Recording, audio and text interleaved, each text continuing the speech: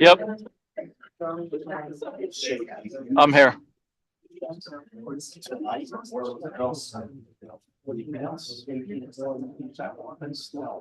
Well, we are.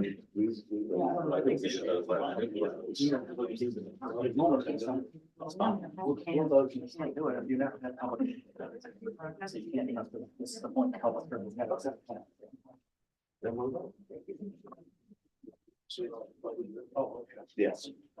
We'll leave our meeting open. Hello. How are you? Yes, and then we'll vote after. Yes. Yeah, that's another one. Yeah. Oh, okay. Yeah. Feels to me like these types of things. Especially when they get it right. Good evening, everyone. I'd like to open the Hancock Town Council regular February meeting. Call to order, please, Debbie. Here.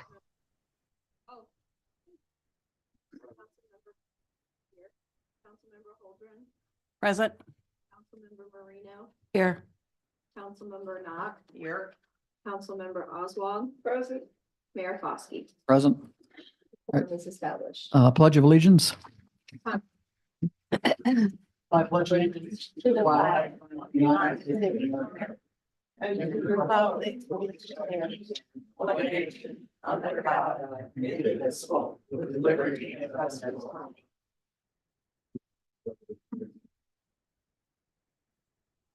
A couple housekeeping things. If you can't hear, please raise your hand. I think our mics seem to be working pretty well now.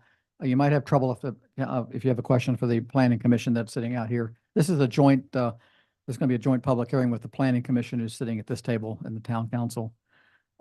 Please, silence your cell phones, please. Also, somebody has, some people might be leaving after the public hearing, so if anybody has any announcements to make, something coming up, the only thing St. Patrick's Day Parade, we're not going to have another meeting before that, 16th of March at 3 p.m. Is that correct?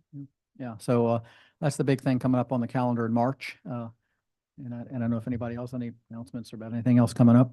Okay. Fletcher, can I jump in and Sure. say that Monday the 4th, there's a blood drive here Oh. between 10 and 3. We still have some openings in the afternoon, so please help. Do you need to make an appointment to do that or call you? You have to pick up buckets in the afternoon. Okay, all right, everybody, blood drive here, okay. Great, all righty. All right, approval of minutes from the January 22nd, 2024 meeting. I need a motion to approve minutes. That we accept the minutes as presented. A second? Okay, a discussion on that, any corrections? Ray, Joey? Anybody? No one? Okay, all in favor of approving the minutes? Aye. Aye. Okay, thank you. Aye. Planning Commission, you want to open your meeting? Call roll. Call Planning Commission order. Commissioner Blackwell. Commissioner Brockmeyer.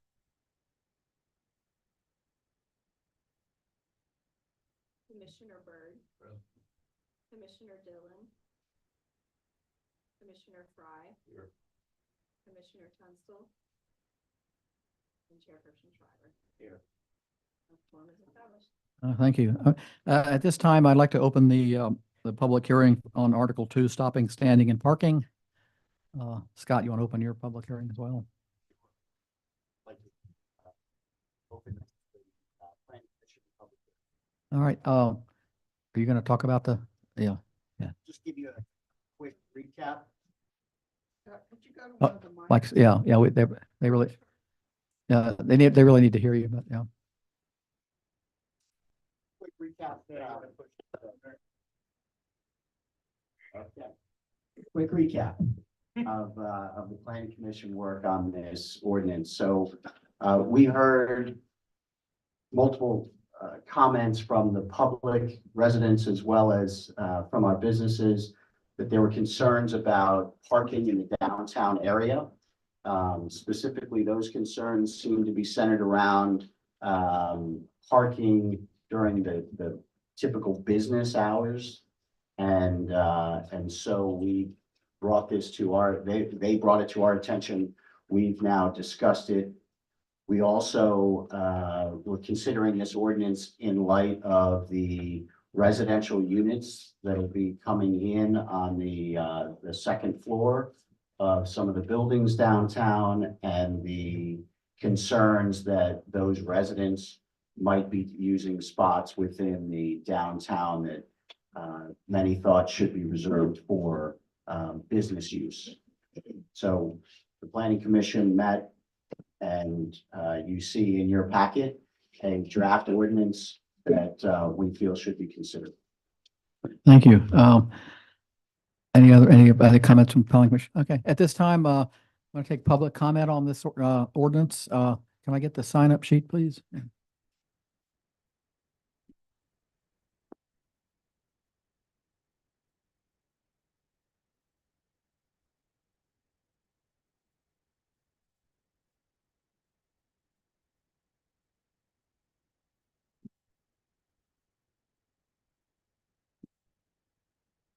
Okay, remind me to keep your comments to 3 minutes or less. Mary Clements?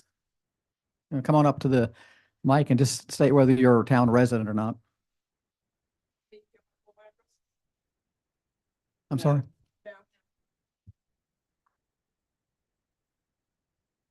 I don't know. Yes. Yes. My name is Mary Clements. I live on Joint Street. I own a business at 59 Market Street. Please take your own notes because I'm no longer going to provide you with any of my copy. If you decide to include the names of public commenters in your minutes, please spell my name correctly. Thank you for trying to improve the parking situation in the town. I found several areas of concern in these proposed regulations. As written, if I park on the residential road in front of my home for more than 48 hours, I could receive a parking citation, the way that it's written. Please do not implement any of these parking regulations before decent signage is up, because right now current signage is pathetic. Enforcement will be a nightmare. The town cannot or will not enforce the regulations already on the books.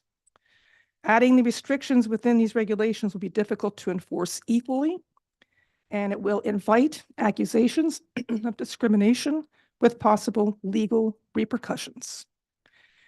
Do these regulations apply 24/7, 365? What about Sundays and Mondays when many town businesses are closed and traffic is low? What about weddings, funerals, holiday church services, town functions like St. Patrick's Day parades, and Christmas and Hancock festivities? Because you know it's going to be longer than 2 hours. A 2-hour restriction in the commercial area is way too short.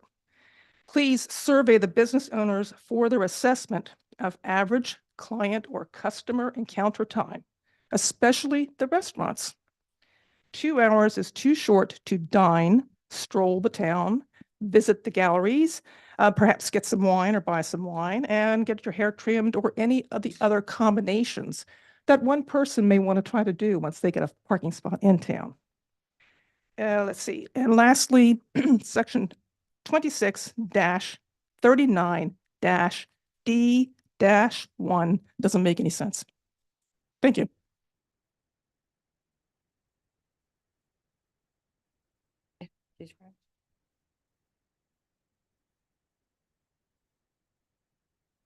Thank you. Jeff, Haberger? Jeff here? Okay, thank you.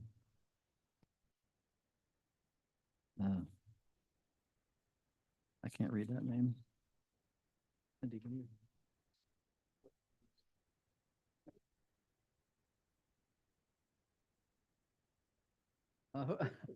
Whoever lives at 6 Johnson Street, I'm sorry, I couldn't read your name. Oh, okay. Okay, thank you. Rosemary.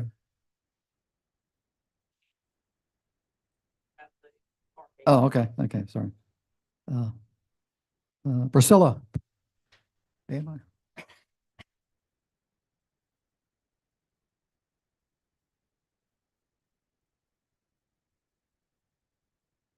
Priscilla Hart. I live on Market Street.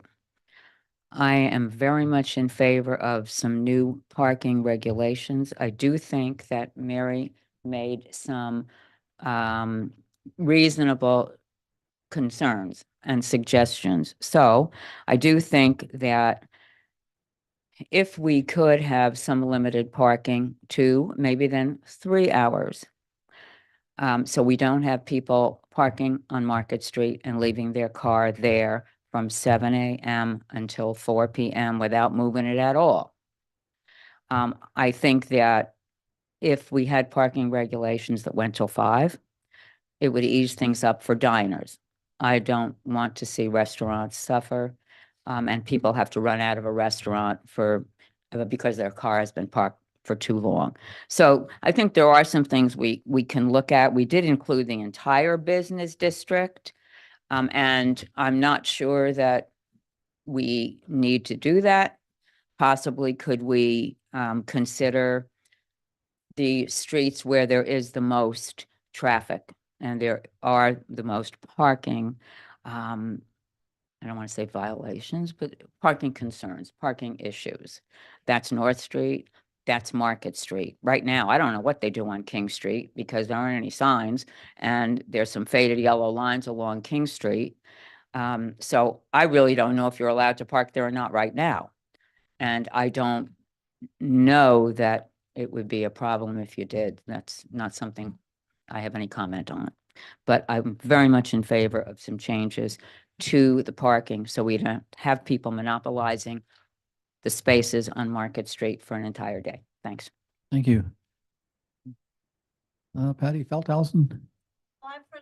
Okay, I think I have the wrong sign up sheet here. Maybe, I don't know. Is there just 1 seat or 2? Oh, okay. Okay. Dr. Feldhausen, you reserved 2. Okay, so we'll come back. Okay. So that is all public comment on the parking. I'm going to close the public hearing. Town council public hearing is closed.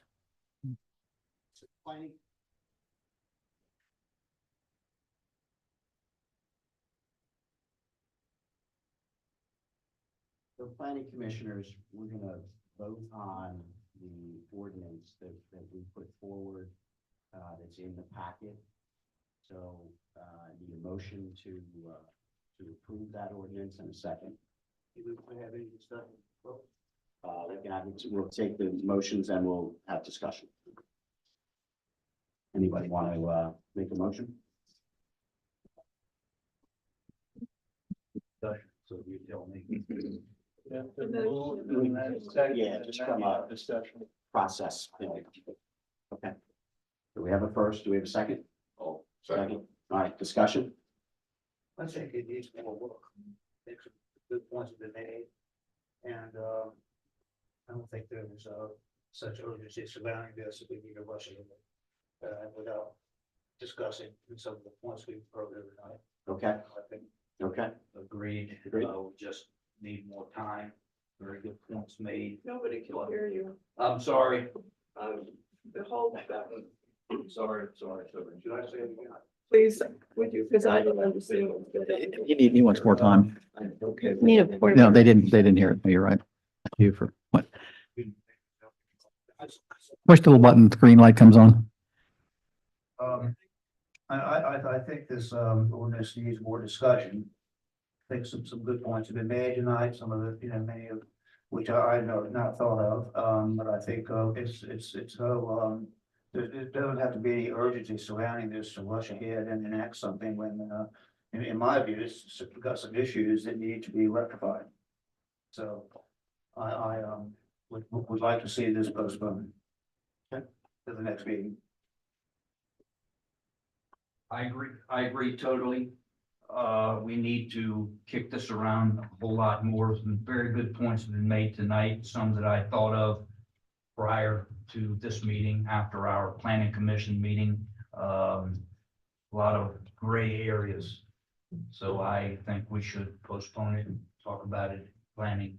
Come back. Anything we? I agree with both Bill and Susan. Okay, sounds good to me. So we'll take it on at the next meeting. Put it on the agenda. Oh, you need to vote on that motion. There's a motion on the table. You can withdraw the motion. Yeah. Yeah, so but we can withdraw, correct? And then not have a vote. Whoever made it. To withdraw. Okay. Sounds good. So you're not going to be. You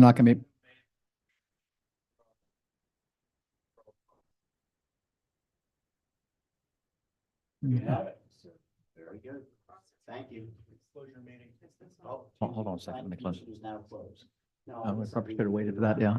Make the motion. Yeah, there's a question about process. Yeah. Is, given that you're going to be working on it more, would you like any comments from council members now, or would you rather wait and rehash internally and then bring it back and get input? I would say now is great.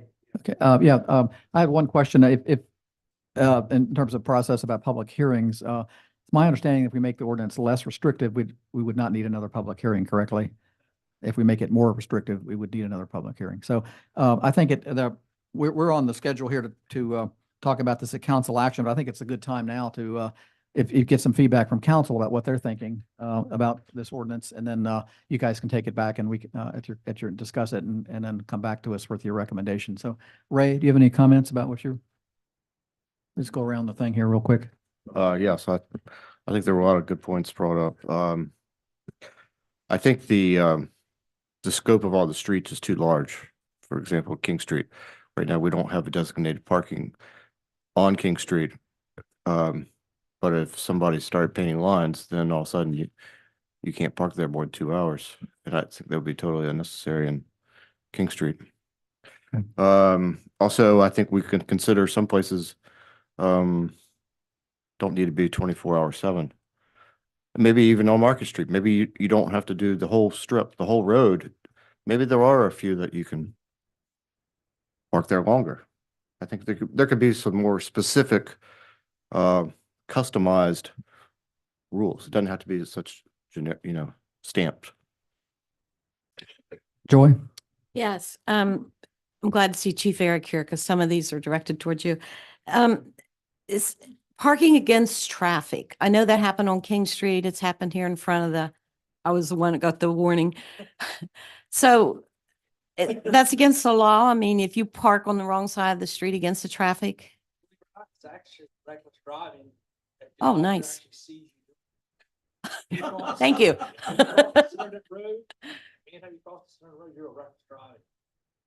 Okay, let's leave that. That's probably not what you wanted. Yeah. Yeah. You just got 4 points on your license. Yeah. On page 7, number 10, on the roadway side of any vehicle parked at the edge or curve of the street. Can you clarify what that means? I don't know what that means. It's more like double parking. Okay. And you took 12 completely out in that same section? Well, it's the planning commission, not Eric that did. Yeah. That's who I'm directing. Oh, okay. I didn't know what you were talking. It was that was the Sunday exclusion. Oh, I see. Okay. So there is no Sunday exclusion. Okay, 26 section 26-38. I think it's under the red line. It should say town manager or chief of police. 26, what page is it, Joy, on there? 7. It was this. Okay, next page. As Mary pointed out, if you, on page 8, first line, no vehicle, trailer, or camper shall be parked on any street or parking lot in the town for a period greater than 48 hours. People parking, pardon me? That's an existing ordinance? Okay, thank you. Yeah, we might want to look at that a little closer because as Mary pointed out, if she parks on her street in front of her house, But Then- the reason part was we had people leaving, going to Tangier and so on, and we had cars for weeks at a time. And the 48-hour rule is what everybody else was using. The town manager at the time was, what his name was, Cabell Lawton? the one that was here for, Willie, wait. Oh, Oh, Robinette. Robinette? Oh, the one from the Gloucester County. Yeah. A substitute, yeah, yeah. I knew, yeah. yeah. He had to talk about it, and he told me to, because I did not at first agree with it, because small town. Give him the mic, and too. So we gotta look at it as we're not responsible for everybody's parking. And then when the 40-hour rule, it's up to how strictly it's enforced is actually up to the police department. So most of the time there's an issue, you receive a letter. If I don't know who you are, that's what we run into most of the time. It's somebody not from town. And we, hey, why could you not move your car? We even call them. And we find out what the deal is. Like one girl we dealt with was in the hospital. So we didn't, she got more time. Her car was not in a improper place. It just been there so long. So that aspect is still being small town, the least I should say.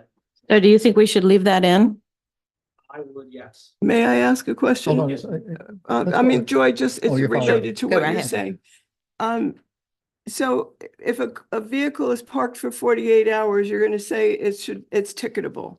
And you acknowledge the fact that this is a small percentage of the problem and the fact that the person might well be on Tangier. And I think, is there any leeway there? Is there any way to allow that person who comes, when we had the bed and breakfast, people came and stayed with us a week, went over to Tangier? Where do they park? Okay, I please, we have the, parking area. Yep. People are not hearing. I'm sorry, we have the overflow parking area on King now. That says parking lot. But that would be included in 48 hours. It says, yeah, and there was a boat that was parked in there and I know the person had the police come to their door because it was there more than 48 hours. So where is the leeway? Where is the norm here? And you're saying this is a small percentage of the problem. So why are we making this big law? Reason part is it's a small percentage, that it's a big problem that affects, I'm sorry, it's a big problem that affects you, your neighbor, your family. If I'm blocking. Blocking, yes, but parking, We No, find that a lot of people get very upset if they have cars parked in front of their house or business for long periods of time. This is why it was passed. We had issues at the wharf in particular. People leave boat trailers and cars there, and then it was nowhere for people to park and launch their boats. So it's a small problem, but it's a big problem if it's you. That's what we found out. but the fine for this is a class 4 misdemeanor, a fine of $250, and each day in violation shall constitute a separate offense with a limit of $3,000. Yes, that means we actually have to take you to court. You just don't get a fine. You have to go to court. I've Never had to. 26 years, I've never been to court for a parking ticket. And I don't know anyone who has except for handicap. I will tell you handicap, yes. Okay, continuing on, page 8. We often reference this Virginia Uniform Fee Schedule Rule 3B 2, uniform fine schedule. Yeah, what is that? It's required by code to have for fines, where the money goes, how much each fine is, et cetera. It's. Can we spell that out here somewhere so that we can Yes. see that? Yeah, Yeah, I mean, it's a fairly lengthy state document because every single possible fine I that see. you can get is included. Yeah. So that's why, and also I didn't put the specific fine in there because those change. And I don't want to have to change this every time it goes from $25 to $30. so you would just reference that. Yeah, And Okay. we have to stick to state, we can't charge more than state law allows, correct? correct. Yes. But, Right. You know, the one thing that we don't do right now is charge the processing fee, and this allows for charging the processing fee. Okay. Okay, page 9, I think we all agree that section 26-42 downtown parking regulations, that that needs work. I couldn't understand where you're talking about. You're going east on Market Street, west on Market Street, north on this street, south on that street. Yeah, so it's. The boundaries of downtown where you're Right. defining them. So what was confusing? Market Street immediately east of College Avenue, traveling west on Market Street until the transition to King Street at the far west end of Market Street, Right. or North Street heading south from Town Hall to Market. I think that could be written a little more clear. Because it says moving west from basically College on Market up until it transitions to King. That's what that says. Okay. So I don't know how. you So can from- say It's going, you know, traveling west on Market Street from College to where it transitions to King. That's what that means. College transitions to King? Market does. Market. Market. So from, Down in front of Mallory. from in front of the No. apartments I think I that's got to it. the wharf. I think Yeah. that's actually very clear if you think about it for a few minutes, yeah. Oh, I'm sorry. But we had discussions about whether that zone, where that whole zone, that I think, And then that second section there about for 2 hours, because I think that's in conflict with the 48 hours. No, you don't think so? Okay. And we allow longer for handicap, and why would you wait on my last question, page 10? Shall not be reduced, waived, or adjusted in any way unless ordered to do so by the Anacog Chief of Police. Why would you do that, Eric? Was that change the fine or lower the fine? I don't know. And Yeah. I'm assuming the way I'm reading it and looking at it, if an officer would issue someone a ticket for parking over the amount of time, and it turns out that it was because their spouse was taken to the hospital or they want an ambulance, I don't think they deserve to get a fine. Good point. Okay, thank you. is, Jen, anything else, Joy? No, I'm done. Cindy? I'm in agreement with Ray Berger. I think the definition of the downtown area is too large. I had thought, and I don't know exactly why I thought this, that we were just really talking about from College Avenue going west to about East Street. And then on North Street from Market to the Town Hall. And I can see including the Ames Street spur to the bridge. That makes sense to me, but I really thought we were just defining the basic commercial area and not all the way down to the wharf and back up King Street. This mentions Crockett Avenue. I'm not sure what parking is envisioned there, since it's pretty narrow. But I would like to see a smaller district and time limits. It's saying basically that it'll be 2 or 3 hours, whichever seems more reasonable, during normal business hours, 9 to 5 or whatever seems reasonable, and then exclude holidays or when the businesses wouldn't normally be in operation, because I thought what we were trying to do was limit the amount of time people could park in the area just for the commercial area so that the customers could get into the businesses and it wasn't people parking there and leaving their cars there all day like Priscilla referenced. So that was my concern about the ordinance itself. And that would clean up the language of where this is enforced. Okay, Mavis? I'm looking at, what my group says, page 6. I don't know whether that's the same as all of you have, but the question I have is like limitation of parking to 2 hours in the downtown district, including Queen Street, which is the parking lot. Yeah. I mean, the whole, I think you got a wrong document there. okay, because I wrote on there that it's nuts. Yeah, no, you're right about that. No, you're looking at the wrong document. I don't know where you. so Okay, That's so the problem. I made this one up. I don't know where that came from. Any other Okay. questions about it, other things that come up? Yeah, let me look at here because let's see if my notes. Let's move on to Sarah and you can look over. Okay, A couple of things. One, on my page 9, it's 26-40C, which is about handicap markings. Hmm. It says you can only park in a handicap place if you have a valid handicap plate or tag. That's cool.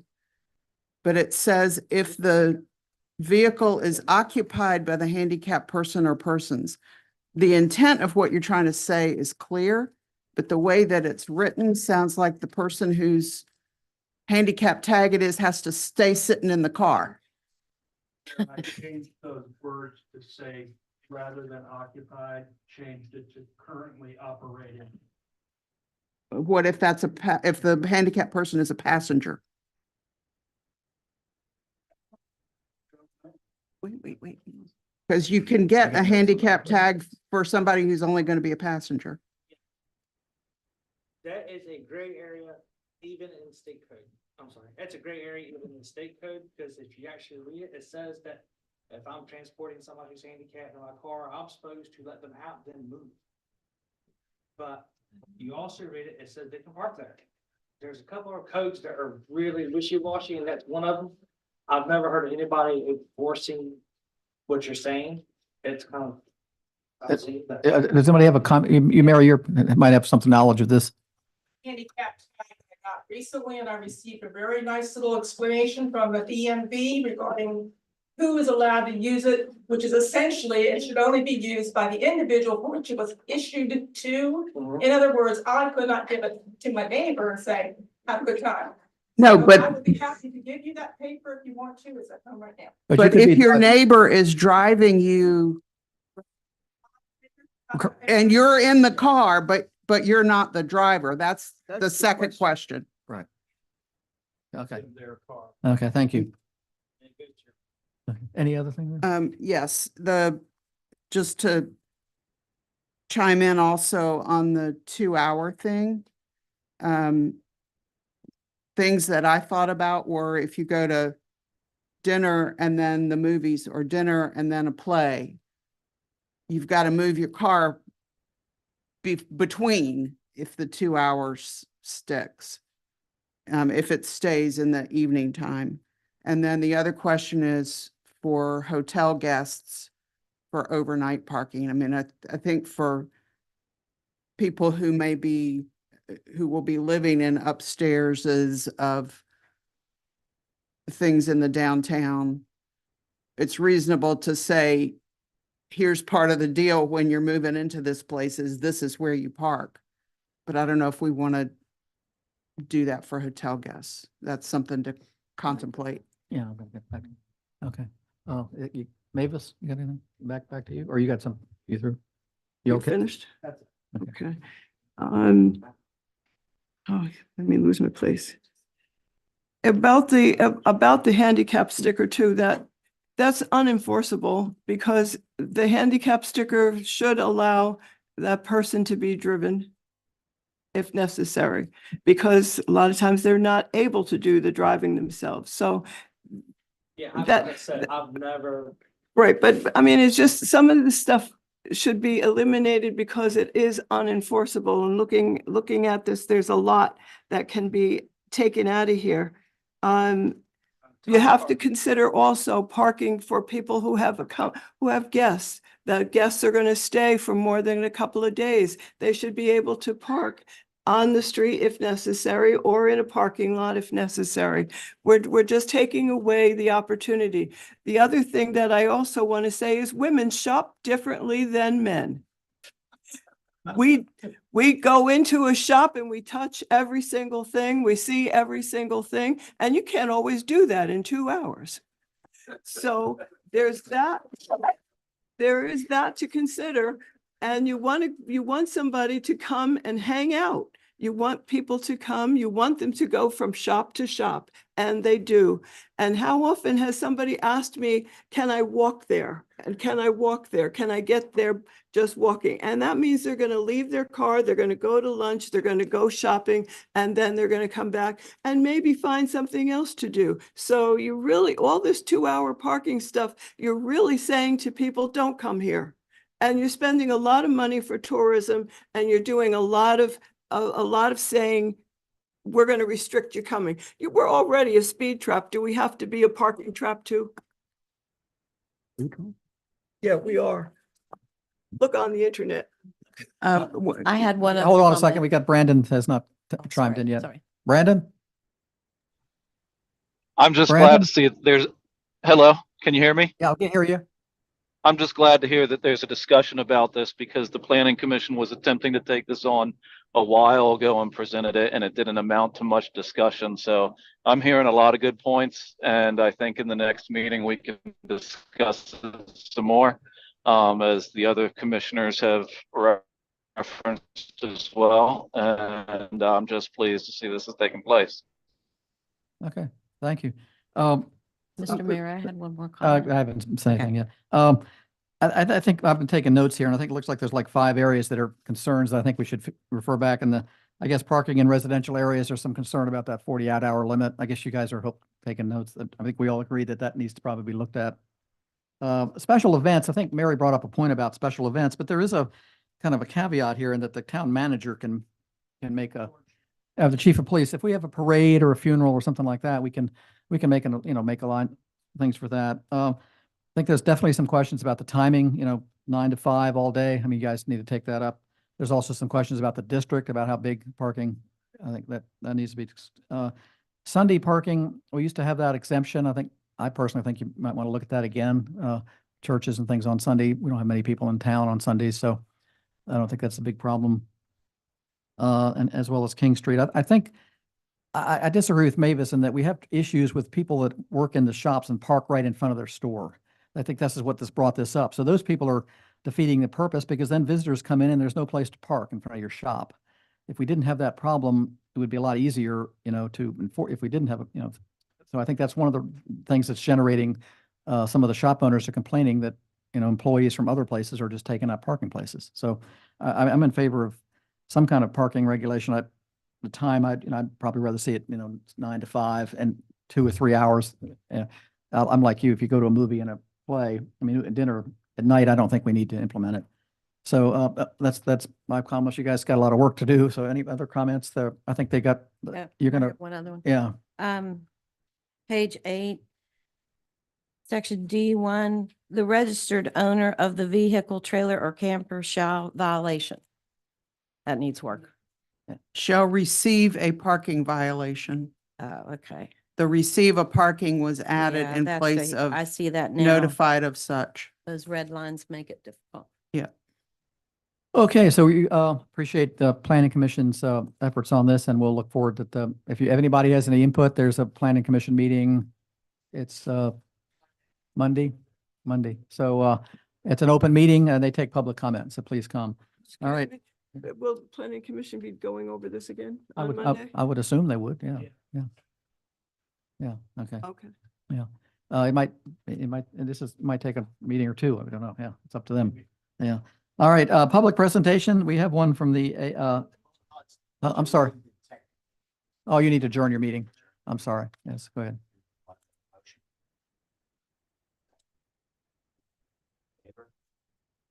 Thank you.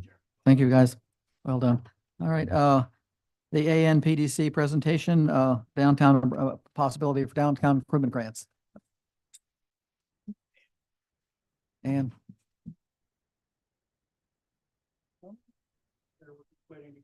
Oh, okay.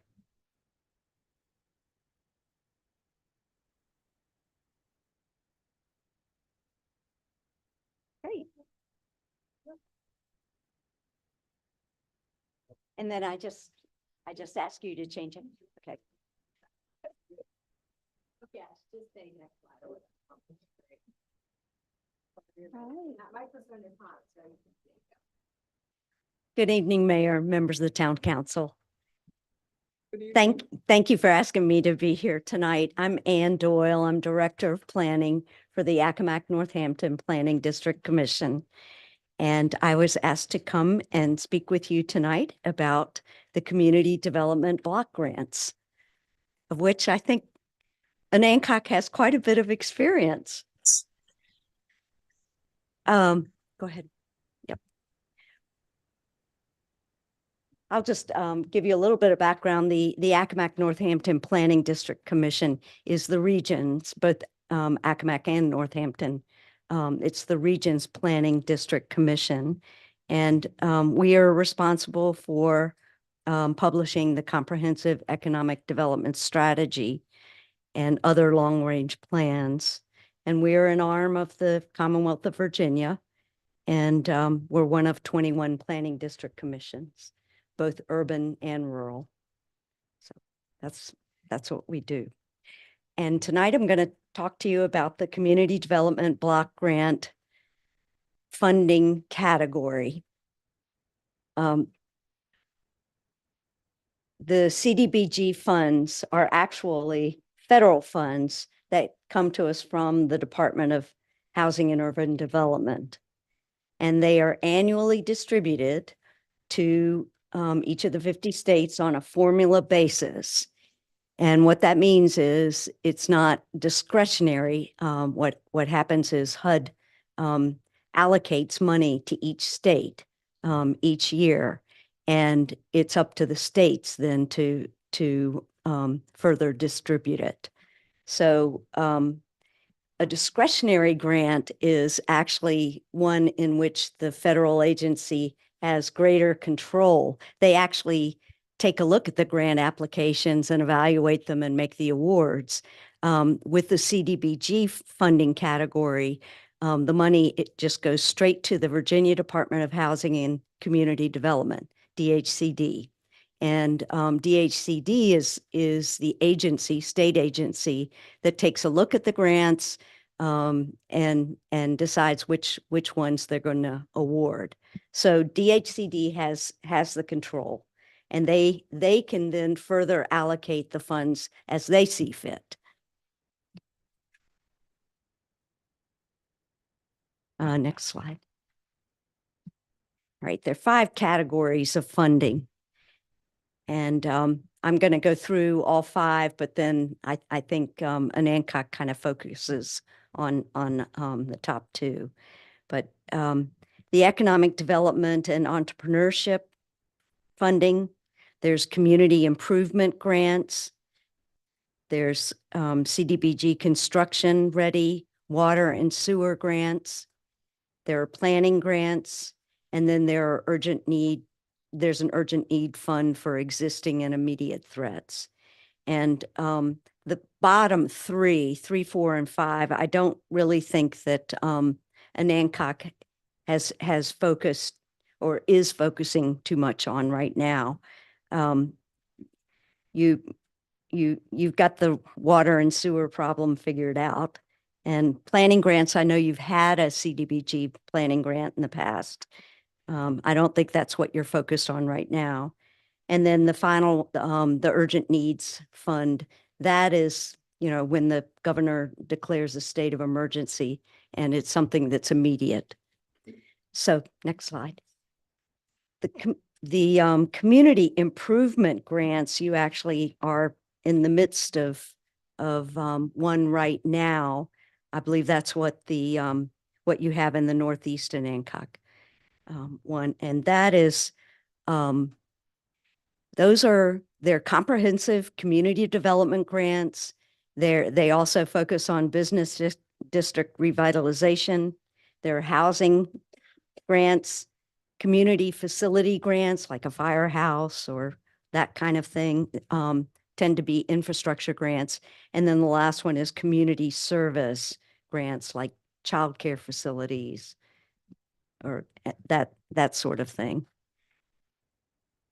community improvement grants must meet a national objective. So here we have DHCD now deferring to the federal agency when it comes to meeting one of the objectives. And the first one, it must benefit low to moderate income households. At least 51% of the residents are low to moderate, are considered low to moderate income households. And that is something that DHCD pays quite a bit of attention to. The second objective is activities which aid in the prevention or elimination of blight. And that is something, for instance, the CDBG grant for Parksley, that was a major part of their grant, and they actually did take down some derelict structures with that. So that's something that's that you see quite a bit on the shore. And then the third objective has to do with the urgent needs again. If the governor declares a state of emergency, then that would fulfill that objective. But the community improvement grants need to meet one of those objectives. So you have to pay attention to all of them. Next slide. The grant category that I think Anancock, it might behoove Anancock to take a look at on a little bit closer level is the economic development and entrepreneurship grant category, because that has to do with job creation and retention. And if you've got written into the notice of funding opportunity, they say that you can add $35,000 for each job that a business would bring in. So if you've got 25 jobs that are going to be brought in, your grant application can be for $1 million or more. And so it's worth it to take a look at that and worth it to make a case for job creation or retention. Secondly, business startups and expansion. Private businesses are encouraged. Locations, expansions, all of that is encouraged. You must relocate to a strategic, you must relate to a strategic economic restructuring effort. And this is an easy objective to satisfy because the Planning District Commission does the comprehensive economic development plan. And so we would just write in what you're trying to do with your project into the region's plan. Anything that Anancock does is significant to the region. And then other items that I think would be pretty easy for you to do would be to include job training. Eastern Shore Community College is a very willing partner in that respect. And then finally, you can partner with the Virginia Employment Commission to actually perform employment applications and screen and hire applicants. If you all know Jamie Replica, she's extremely helpful, and it's worth it to get the Virginia Employment Commission on board with you. And they're located right next to Tractor Supply, so where they are. All right, so I hope that you might consider economic development and entrepreneurship types of projects. I think of the five, the top two are the ones you look at, and then you might want to take a second look at economic development. All right, and before I close, I want to the CDBG funding category. It's free money, but it sure has strings attached. And one of the things that the Downtown Business District in Parksley learned was that the public funds are highly restrictive.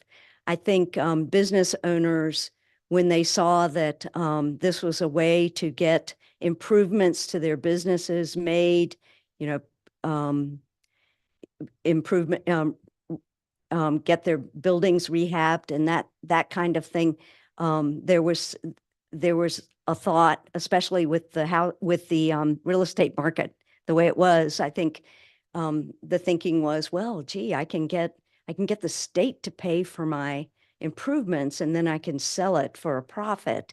And they didn't really understand that this is public money. It's taxpayer money. It's not private money. And so there's like a if you end up selling it, you know, in a shorter time period, you're going to end up having to pay some of those public funds back. So I don't think that was fully explained to businesses, and that is something that caused quite a bit of consternation. Funding through reimbursement, not advancement. I mean, you all may know this, but you have to front the money first, and then you have to apply to get reimbursed. And what we found with the Department of Housing and Community Development, DHCD, is that you can sometimes submit for reimbursement, and they'll deny it, and then they'll deny it a second time, and they'll deny it a third time. We're kind of in that boat right now, but each time they deny it, it's another month of delay. So if you're, you know, you have to put that into your administrative strategy, because it's not, it seems to be a lot easier for them to deny requests for reimbursement. Federal levels of compliance, you've got federal labor laws. That is something, so here you have federal money. It was given to a state agency to then to disperse, and the state agency has, they are able to say which laws are more restrictive. And in the case of like federal labor laws, we know what the federal minimum wage is, right? It's still $7.25. But Virginia's minimum wage is $12. So of course, DHCD is going to pick the state law over the federal law. In other cases, the federal laws are more restrictive than state laws. Title VI and EEO are amendments to the Civil Rights Act of 1964, and they're at the federal level, they're more restrictive. So that's what's used. Procurement, the Virginia Public Procurement Act is more restrictive. So that's what DHCD is using for its standard. And then you've got environmental laws and NEPA. And if there's any ground disturbance in your project, any ground disturbance whatsoever, you have to do environmental due diligence. And that can be quite a lengthy process. And you have to involve other state agencies. So that's something to keep in mind.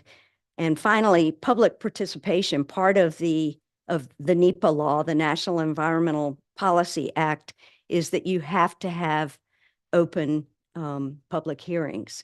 And in the case of DHCD, for every single one of the community projects, you have to have 2 public outreach meetings. So 2 public hearings rather than just 1. So it's they've got some pretty stiff compliance levels. And then staffing challenges at DHCD. What we have found is that some of DHCD's employees who are assigned to each project, they might be brand new employees, and they might know a lot less about administering a DHCD project than say the agency that was awarded the funding. So you've got to keep that in mind. Richmond, a lot of times doesn't operate the way we do on the shore. And so you have to you have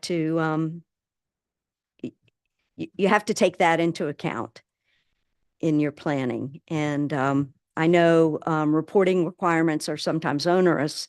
You've got to have an audit, and audits cost money. And so it can be a lot. And then finally, DHCD has a match requirement, and their match requirements are in-kind match requirements or cash match requirements, but they always come with strings attached. So it's worth taking a good look at it before you get involved in it. And I am happy to take any questions you might have this time. I understand. I always thought this DHCD was only through the town. And when you were explaining what was happening in Parksley about businesses or people refurbishing and then not understanding the process, was that not a part of the town's responsibility to make that clear? And is it not a requirement of that funds be channeled through a town, or is it not? I think there definitely was the public outreach, and I think it was individuals just didn't have a clear understanding of it. And it's not a one size fits all. It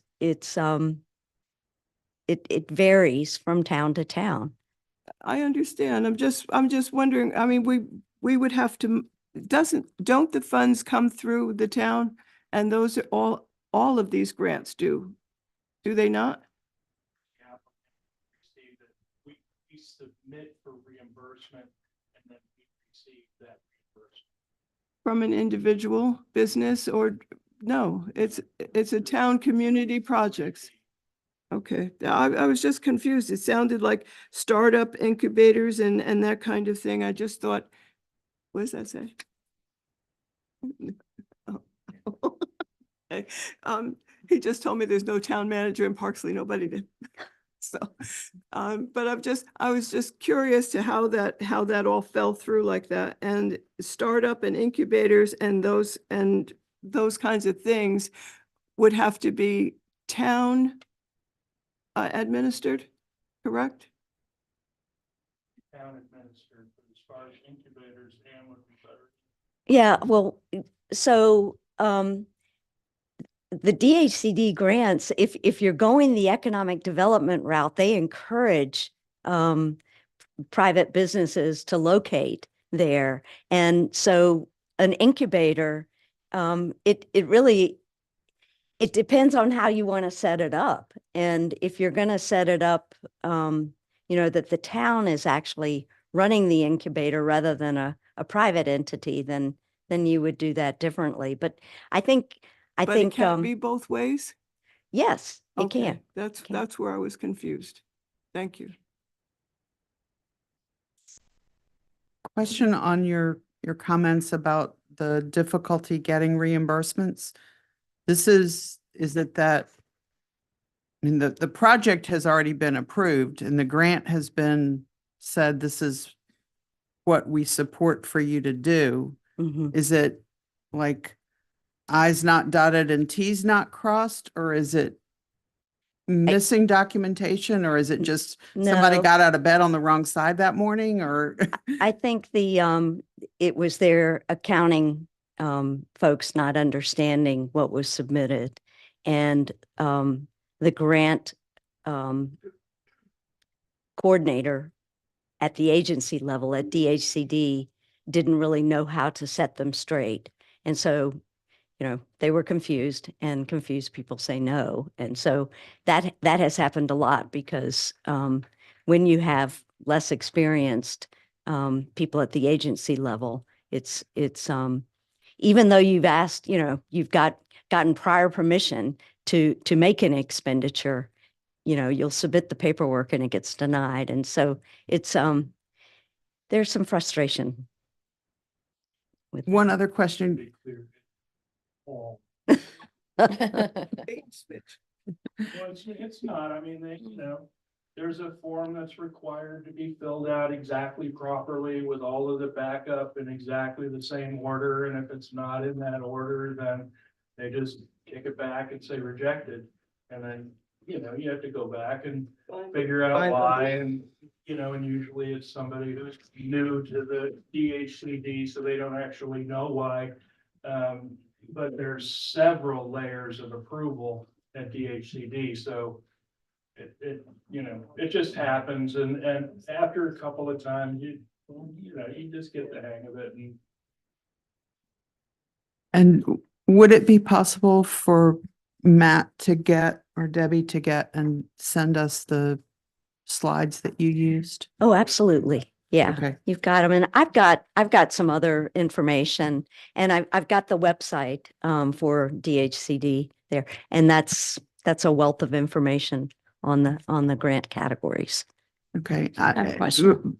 Just more broadly, I'm not picturing what a sample possible idea would be for how an entrepreneurship would fit here. I mean, not to go into great detail, but are there ideas floating around that I just haven't heard, or? No, there are no ideas. That was part of, I looked at that and thought, oh, that would be a good fit for Nancock, because you do encourage new businesses to locate here, and you are encouraging, that kind of growth, which is awesome. I mean, you're an economic engine for the shore, so that's good. Good to know. Thanks. Yes, I am. Mr. Clinton Strand and Mr. Spuck and I have been involved in the Northeast Project now for 5 years. And we originally, the council, we did a planning grant. I think it was 85,000. Would we need a planning grant to apply? I thought I heard you say, no, we would not. Well, I think you already did that. You already got a planning grant to kind of For a new, set it up. for a new project, for a new project. because then exactly what we're doing. What we would have to do. And they've got a lot more details than if we just put the application in. Right. And then we also, I think, in our chatter back and forth, heard that a town can apply for up to $3 million. Is that correct?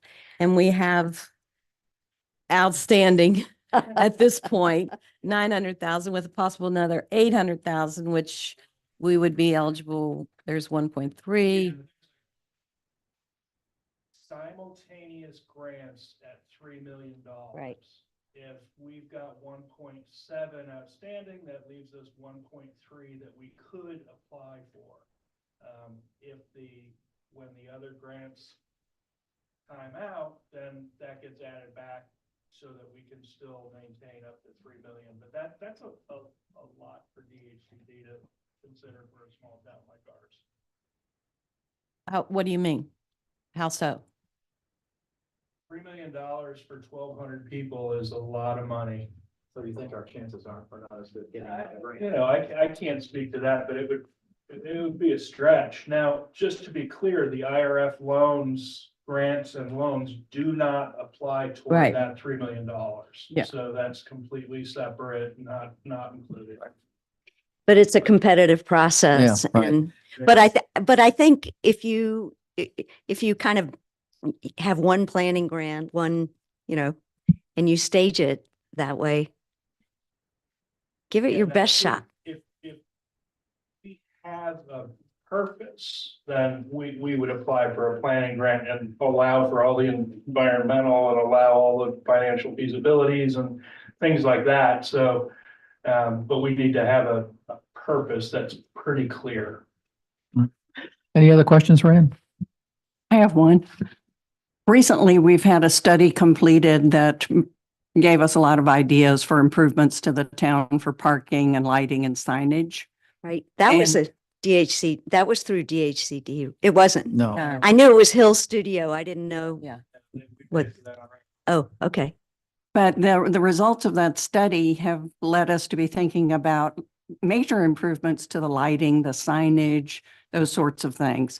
Can you see those sorts of needs fitting into a community development block grant? Oh, you should absolutely use the study that you paid for in Good. whatever applications you're going to complete for for a CDBG grant. Yes, very That's much community so. improvement or Oh, yes. or economic And- development?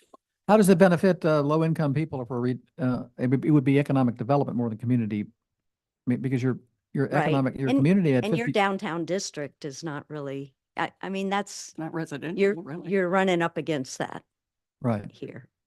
Okay. All right. All right. Well, yeah. Well, thank you. I think we got to decide what we want to, I mean, There's no. yeah. Well, there's no, yeah, no, we got a lot of thinking to do. But any other questions? So thank you very much for a great presentation. We got a lot of thinking to do here, planning. All right. All right. Next on the agenda is the Friends of Nancock School annual presentation. Joni? Oh, there you are. Come on up. Hiding. Didn't see you back. How about you?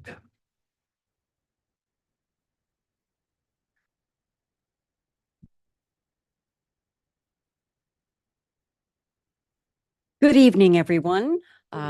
Audience, counselors, Mayor Foskey, Town Manager Spuck, and Debbie. I'm here this evening to report, as we do annually.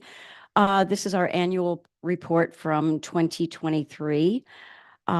This report serves as a summary of our major initiatives and accomplishments. And it also serves as our annual compliance for the lease terms with the town. Other lease agreements are that we continue proper use of the premises as in the manner stated in the lease. Rehab and development continues with our best efforts. And we are definitely continuing with rehab, development, and the maintenance on the building. This year, we went well over $600,000 now in our 16 years, 15 and a half, almost 16 years, with our lease and improvements to the property since its inception. The Board of Directors continues to focus on our strategic plan. We're now working on the 2025 strategic plan. It's a working document. We review it continually throughout the year. We had it in our January annual meeting of this year. We reviewed last year's milestones, steps, things we're going to focus on this year. Those goals, major goals for our strategic plan are the continued improvement to the building open space, ensuring sufficient income to cover our operational expenses and to increase our contingency capital funds, and develop a greater community support and outreach and usage of the facility.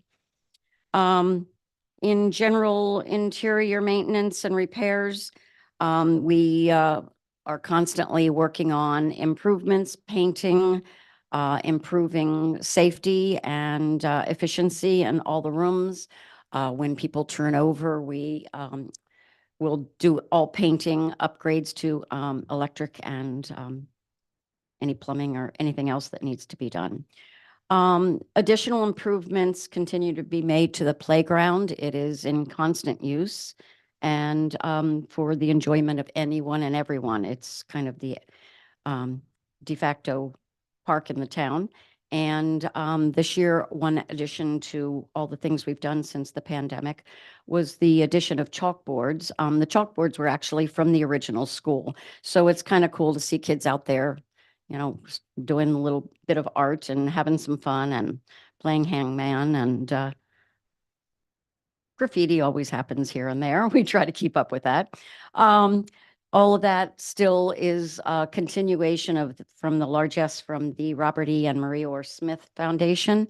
We have done a lot to the grounds with that. We also, last year and just got assembled this year, got 2 regulation soccer nets to replace some old ones that were not working too well, and we're a little on the small side. We now have a new group of people, a team and some coaching starting up this spring to use the soccer nets and for more usage for the community of the soccer fields. Coming to financials, our revenues last year were 137,000. This included 65,000 in studio rentals, 19,000 in fundraising income, 12,000 in special event income, and that's different organizations, community events, and private rentals of our space, both indoor and outdoor, our gallery inside, and little parties and events that happen out on the grounds. Our expenses of 117,000 included building and 6,000 and 6,500 in building and facility improvements, 19,000 in utility cost, actually 19,900. And it was a mild winter last winter too. 6,200 in fundraising expenses, and the balance was 29,500 in general operating expenses.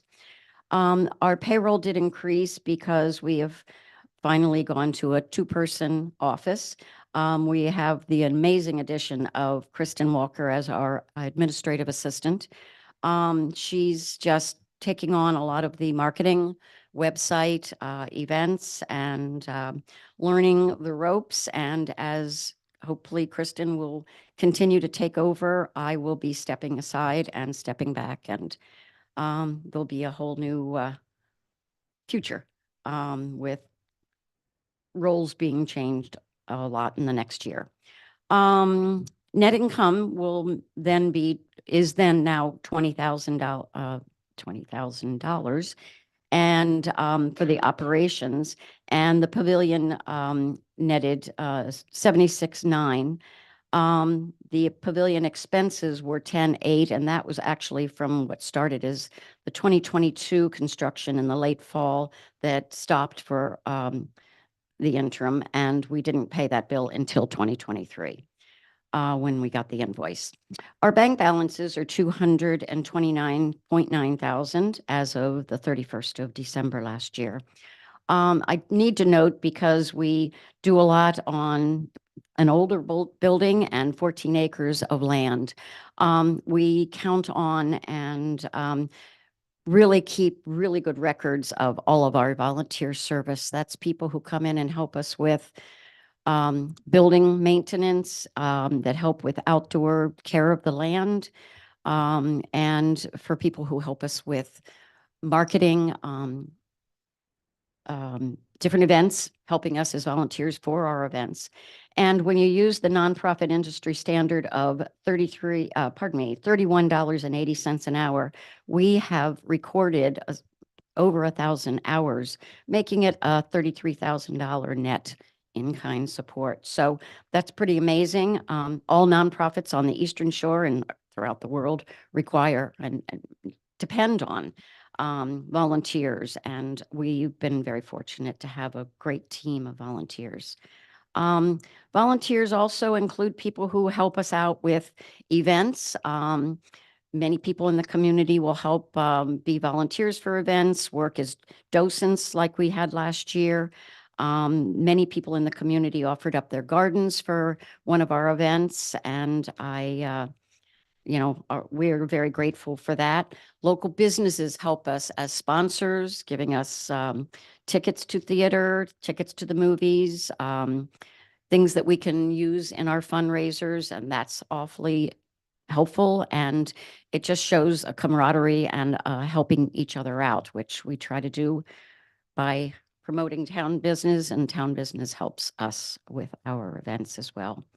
Last year were some momentous things, which after having a 100-year anniversary class challenge, we had enough money to start up a memorabilia exhibit, and that opened in October, and that brought in a lot of folks, a lot of alumni, and a lot of new people who learned a bit about the history over the past 100 years of the school. you know, we are a repurposed school and we are using it for a different purpose, but we're still embracing what it was originally. The Eastern Shore Disc Golf Club and the Eastern Shore Car Cruisers all held fundraising events, and they will both be back this year. So that's a little bit more of a partnership with other organizations. Both of them do give us a donation from their take from the gate. So that's awfully nice. The Holiday Artisan Market is growing incrementally over the past 5 or 6 years. We now have many people who want to set up as to be a vendor to be part of the Christmas in Onancock weekend. We counted over 275 people who came into our market that day, who were also visiting Cokesbury, doing the homes tour, going to see Santa at the wharf. So it's just a cumulative partnership, which is great. We again received a number of grants last year that helped us with a few important things to help with the school for programs and improvements. One was from the Gerhardt Family Foundation, the Robert E. and Marie Orr Smith Foundation. United Way is always a wonderful resource, and we get money not only from them for a grant for the school, but a number of people have money taken out of their paychecks on a weekly, monthly, or annual basis that is in our name, and we get it through the United Way. So they also get a little part of that as well. The Main Street, Onancock Main Street also included us in the business marketing incentive. And that has allowed us now to set up a newer and more expanded marketing program that started last fall and will continue through this year. Social media, paper marketing and sponsorships, and through WESR and ads in the paper and the like. So that's going to benefit us for the future. Looking ahead, we're continuing with our very successful Blooms and Brushes. We have 5 or 6 houses so far signed up for the tour. It's going to mostly be all going to be in Mount Prospect this year. Our Creekside Crawls in September, along with Love Your Park Day. Champagne and Oyster will continue. May 4th of this year, we're starting a brand new event that's really going to feature our outdoor space. It's a field day fiesta on May 4th, and it is going to feature family, children, adult, and family-oriented events, outdoor fun and games, and some shenanigans. Food trucks or foods will be available, beverages, and music. So that's going to be a fun daytime event from about 9 till 3. We love having OBCA's Ice Cream Social. The Artisans Tour for Thanksgiving is a real boon to the town. We also, this year, Onancock has been selected to be the host of the CB's Bike Tour. It will be coming to town with 1,200 people doing the tour and their families, trailers, trucks, and everything else. We've met with Matt, the town manager, the CB's crew, and our staff, because the race will be starting and ending. It's not a race, it's a ride, excuse me. Will be starting and ending at the school. So we have a lot of infrastructure things we're going to work on, and it's going to bring a lot of folks to town, and it's going to be a great weekend for us through the town, for all the businesses. Fundraising for the pavilion and other related improvements is still, is just picked up again. We are going to include a memory garden and a few other fundraising events, one of which is a room naming. We already have 4 or 5 of the different rooms at the school dedicated to former teachers and students. We received a very nice gift from our very good friend, Agnes Hancock, who just recently passed away. And we will be naming the front portico and foyer entry to the school in her name. So we're really pleased about that, and we'll miss dear Agnes walking up and down the street every day. The construction of the pavilion will resume, and we'll be able to give you a lot more information after we get more information back from the contractor and we lay out our future plans. And that's really about all, except to thank everyone who helped us, supported us. And that'll be all. My mouth is dry. Any questions for Joni? Yes. Go ahead. Joni, could you expand on your ideas for a memory garden? Just what's your current thinking on where that would be and what it would look like? The memory garden is, it's going to be to the left of the school, the left of the Circle Drive, in that area between the Circle Drive and the access road and the fence to the soccer field. It will serve as an area where we cut down 2 cherry trees in front of the school a couple years ago that had significance for some alumni from years before. They were too close, breaking up concrete and hiding the front of the building. So the plan is that we are going to plant a cherry grove over on the left side. We're also going to have walkway come from the sidewalk up into the gates that lead behind the school. That will be the entrance and probably the box office to the future performance stage. We will be selling bricks and have a lot of interest in people who went to the school and are, again, buying bricks in memory. So we're going to have a sitting area with benches. Talk to David Turner about getting a sculpture for the center of it and having a nice sitting area and a memory garden in the way of bricks and trees dedicated to folks that have roots in the school and memories in the school. And again, it's going to help with the flow of traffic when we have our performance pavilion open. So we have a main entry. And that's something that's being drawn up by a couple people in this area here. We Thank you, thank you Ray. for giving this information. It's very informative. We feel like we're getting up to date on it. On this one, lease agreements, you mentioned that the director and board president of FOS have met on several occasions with the town manager and mayor to discuss operations, and these casual conversations continue to further the relationship. Could you expound on what those casual conversations were? Casual, generally in a meeting room at the school in the gallery, a planned event, or in my office with myself. A lot of it this past year was really related to a lot of the pavilion conversation. A lot of probably, the RFP, things to that effect. They were business casual, I guess you would say. I don't know if I can define it. I don't know what you're asking as far as the Just the what content. topics Just, were. yeah, a lot of it So- was that. But how many parking spaces we have, that type of thing. Again, I think that were all brought up by conversations that happen at the meetings here. What,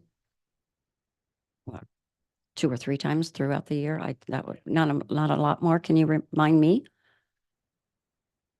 Grass cutting. the There you past go. That's year. always a In the topic. past year. Yeah.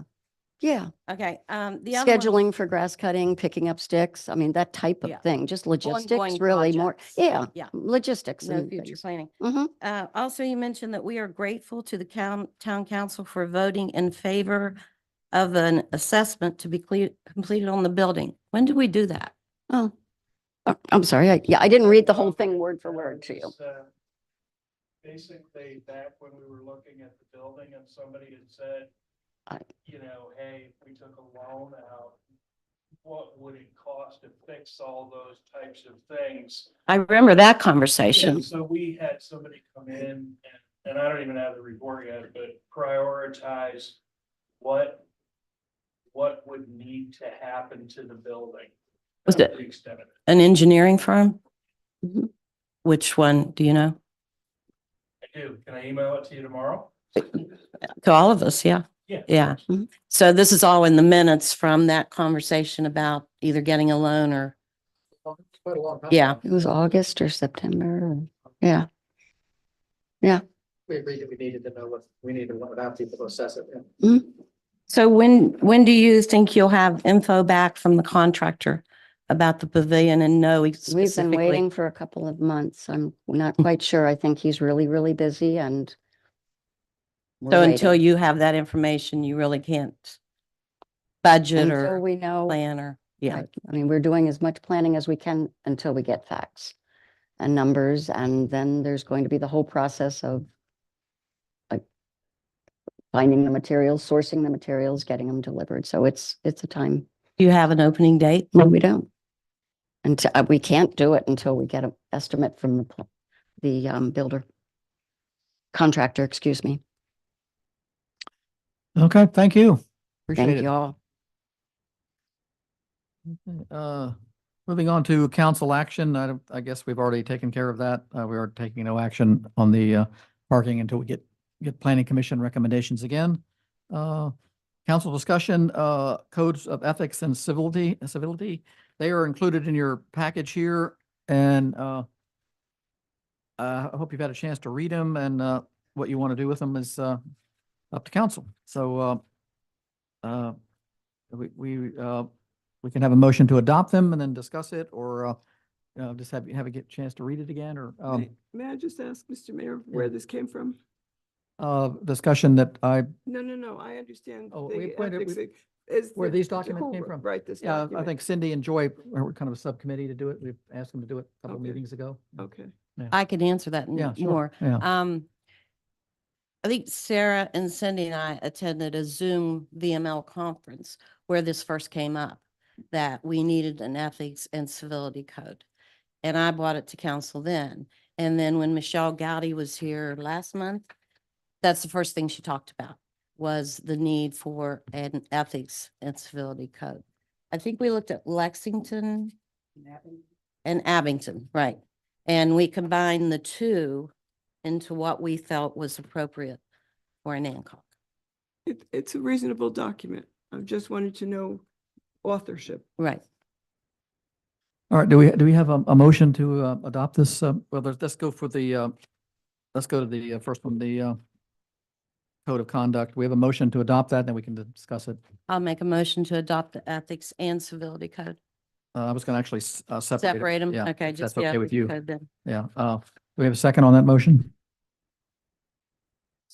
We need a second. I'll second it. Okay, thank you. Discussion on that. On page 16, there's a notation in red about a kind of meeting Right. that we don't have. So the question of deleting it, I agree that we should strike that and move the other two numbers up. So you're gonna- Well, I understand what you're saying, but I think the point there is that these principles are to be reviewed orally and in public session. Sort of like renewing your vows, I guess. And since we, it said at a biannual organizational meeting, which we don't have, but I would just leave that part out. Okay. I see the purpose in So, reading them and okay, so annually or, that's I up don't know. to whatever you all think annually. Okay. My only concern is the length of time it would take to read such a document in a public meeting. Would it be suitable to post it and reference it or something rather than actually reading the whole thing?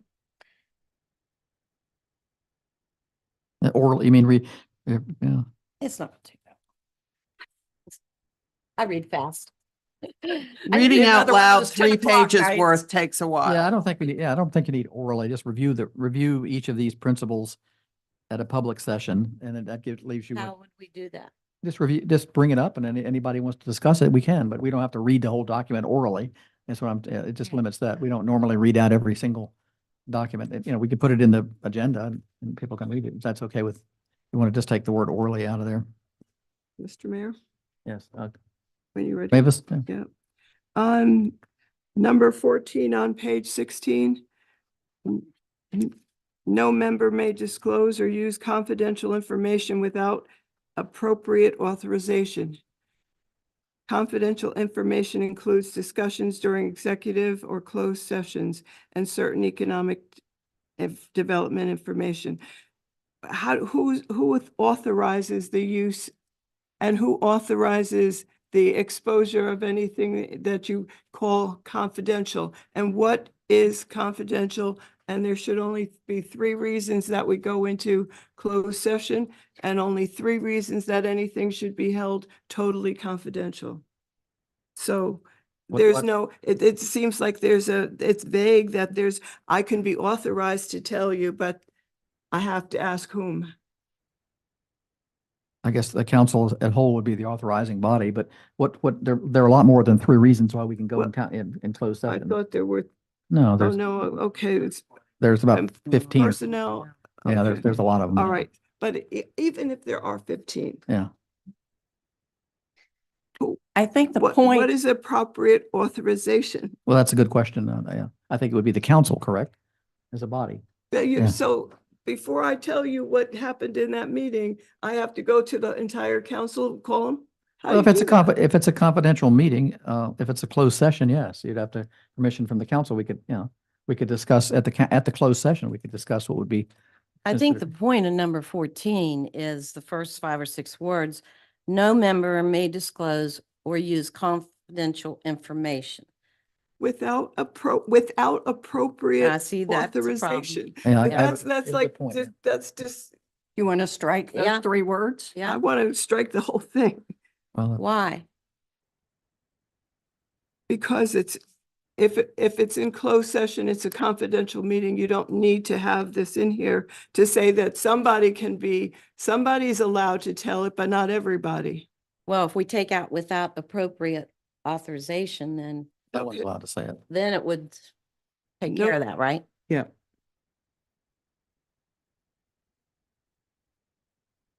That includes during executive or closed sessions and certain economic development information. And I also have a question on number 17. It is the duty of each council member to ensure the code of ethics is fulfilled. If violation of any is noted, a council member should first discuss the matter privately with the other council member, and if no resolution is found, then brought before the council as a whole. I think that if there's a problem of ethics, then it should go directly to the mayor and the mayor deal with it. Not come to, I don't want to start here. It's my opinion, it's your opinion. It's not opinion, it's either fact or fiction. So I think if there is a question about ethics, then the mayor should, or somebody should be the defining factor. It's Not difficult. not bringing it to the council or 10 days later. It's difficult, I think, for instance, if a council member noticed such a situation, I think they're encouraging people to deal with it directly. For that person to go to the mayor, try to transmit the information, and then expect the mayor to take care of it, I mean, you lose something in that translation. Okay, then bring both parties to the mayor and let him decide. There's got to be a judgment as to what the situation is. And it's not up to waiting and having another council member decide to have this conversation with you. Well, as long as the code of ethics is fulfilled, it's not a problem. Exactly, but there you have this, so just dismiss this line because it shouldn't be there in the first place. Well, If there's you, going to, there okay, but can I'm be a just, tendency to have violations. okay, so if there is, somebody's got to say it is or it isn't a violation. Right. And it's not another council member. Well, you could change the word should to could first discuss. And then if that gives the option to, maybe take a minor fraction that somebody doesn't agree, and then it gives you And the then- option, and then what is the recourse? Then then go to the council as a whole. But you could, this says you should first discuss the matter privately. You may. About May 1st. Member may first discuss the matter privately. And that way, if it's a minor thing that somebody disagrees with, and they might not, but you can get it over Right. with, and then you can go Okay, to the okay. council. I don't want to I get, just don't like the as the big- mayor, I have no interest in adjudicating, because first of all, I'd have no statutory power to do that. I run the meeting, and secondly, the council needs to make that decision, not me. Okay. Okay. So we agreed to change that to May, yeah. Okay, any other further discussion on this? Okay, Thank you, Cindy and yeah, Joy. thank you very much. Call a vote, all in favor of the, Aye. Do we, Uh, do we have to amend it? I yeah, mean, well, with the amendments made, there are two amendments that were made. I think we're, yeah, okay, With the amendment? okay. Aye. Can we Okay, sign opposed, this? opposed, we can do that Okay. anytime, Well, okay. this is a draft. We'll have to. This is a draft, we need to change it, yeah. And then, okay, opposed? Motion carries unanimously. Civility pledge, do we have a motion to accept this? Then we can discuss it. So moved. Second, I second. discussion? Personally, I'm not sure we need this also. Joy feels differently. So maybe Joy should explain her reasons for thinking we need it. Well, I don't think any of the things that are addressed in the civility code are mentioned in the ethics code. I think they're two separate documents, and Michelle Gowdy recommended both, that we have both. And But I think it's pretty, yeah, I mean, it's just fairly behave benign. yourself. Yeah, behave it's yourself, yeah. Very bland, actually. Yeah, you know, it I is. mean, Yeah, I don't think it's, Actually, when you take the oath, you promise to do all this. no, you don't. no, you don't. All you take an oath You for just is uphold the law. uphold the Constitution. Uphold the Constitution. That's That is- it. You can be as rude as you want, yep. And that's, Okay, then let's- Yeah. that is the first thing Yeah. in the ethics code, Yeah. is that you will uphold the Constitution and the laws of the state of Virginia. Yeah, Number two is that you will place loyalty to the highest moral principles and to the people of the town of Anacog Yeah. as a whole, above loyalty to individuals, districts. You feel particular- strongly about this. yeah. I do. I think it's fair. Can you Um, tell? yeah, any more comment? Yeah. Could I just make a quick suggestion that you name it, Nancock Civility? Oh, yeah, Instead of VML. good idea. Thank you. Yeah, we don't need it. All right, I think this is yep, I'm just call for the vote here. All in favor? Aye. Opposed? Thank you. Okay, If you oppose, we're going to call you uncivil. that's right. Okay, okay, Matt, prioritized list of capital projects. Let me get to this meeting before 9 o'clock. This part is required for our budget process that is just beginning for the 24-25. You remember you have to have a 5-year CIP plan that goes into the resolution that you'll vote on once you vote on the budget itself. So this part of it is for the 5-year CIP plan. It does not need to take 5 years. I just want to be clear about that. Just that's what's going to be presented in the resolution. We went through this at, I don't remember which meeting. Planning, when we did the town plan When we did the special meeting, that's right. 2 weeks ago. So a lot of this should be familiar, but I'll run through it for those who didn't have the pleasure of being there. The top line says, how much money do we have? Very simply, we have $4,866,060 in the bank. We have policies that I had put in when I first got here that require a certain amount of money for capital asset reserve, general fund reserves, utility reserves, and grant or project reserves. The dollar amount that's required for us to maintain is $1.6 million. So if you take the amount that we have minus the amount that we're required to keep, that leaves $3.25 million. The ARPA money is included in the funds that we have to spend. So the first were, we've made good progress on a lot of our ARPA projects, but we still have 7 remaining that are sort of non-construction. When you look at the ARPA report in the packet here, you'll see that there are 7 projects highlighted yellow. This figure is the total of those projects. So that's just where it came from. So you should be able to easily find that.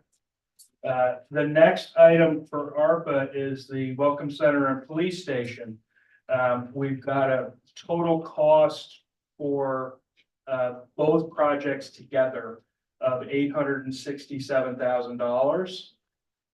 We've spent to date $232,000, and we have in the ARPA money $372,000 yet to spend of the ARPA money for this project.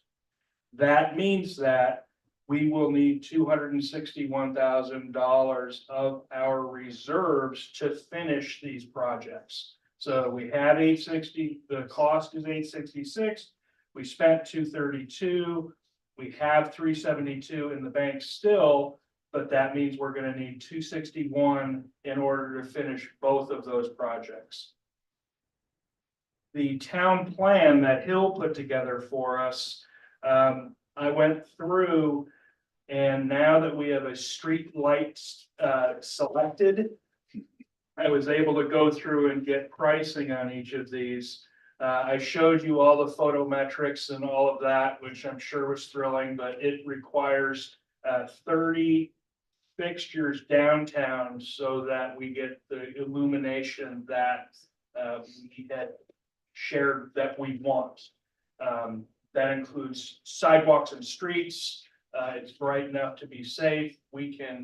These are LED, all dark sky compliant, so we can actually warm or brighten any one of the fixtures if we see an area that's problematic. So that total is $450,000. We want all of our town to be participating in this new look. So there's a bracket that you can attach to a telephone pole and have the exact same light fixture hanging from it. So as you drive into town, they would all be the same height, they would all be the same fixture, and they would have a continuity of image all the way from, and in my example, it was from Hill to College. The reason I say College is because that's the point where utilities move underground. So that's my demarcation line. We had approved street signs.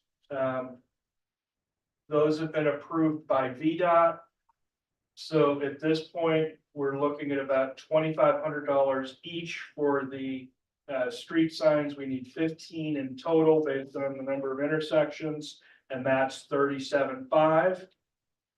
The wayfinding signs, there is a small but mighty committee that is formed to work with businesses and residents to find out how many of those signs should be, what should be written on those signs, where they should be placed.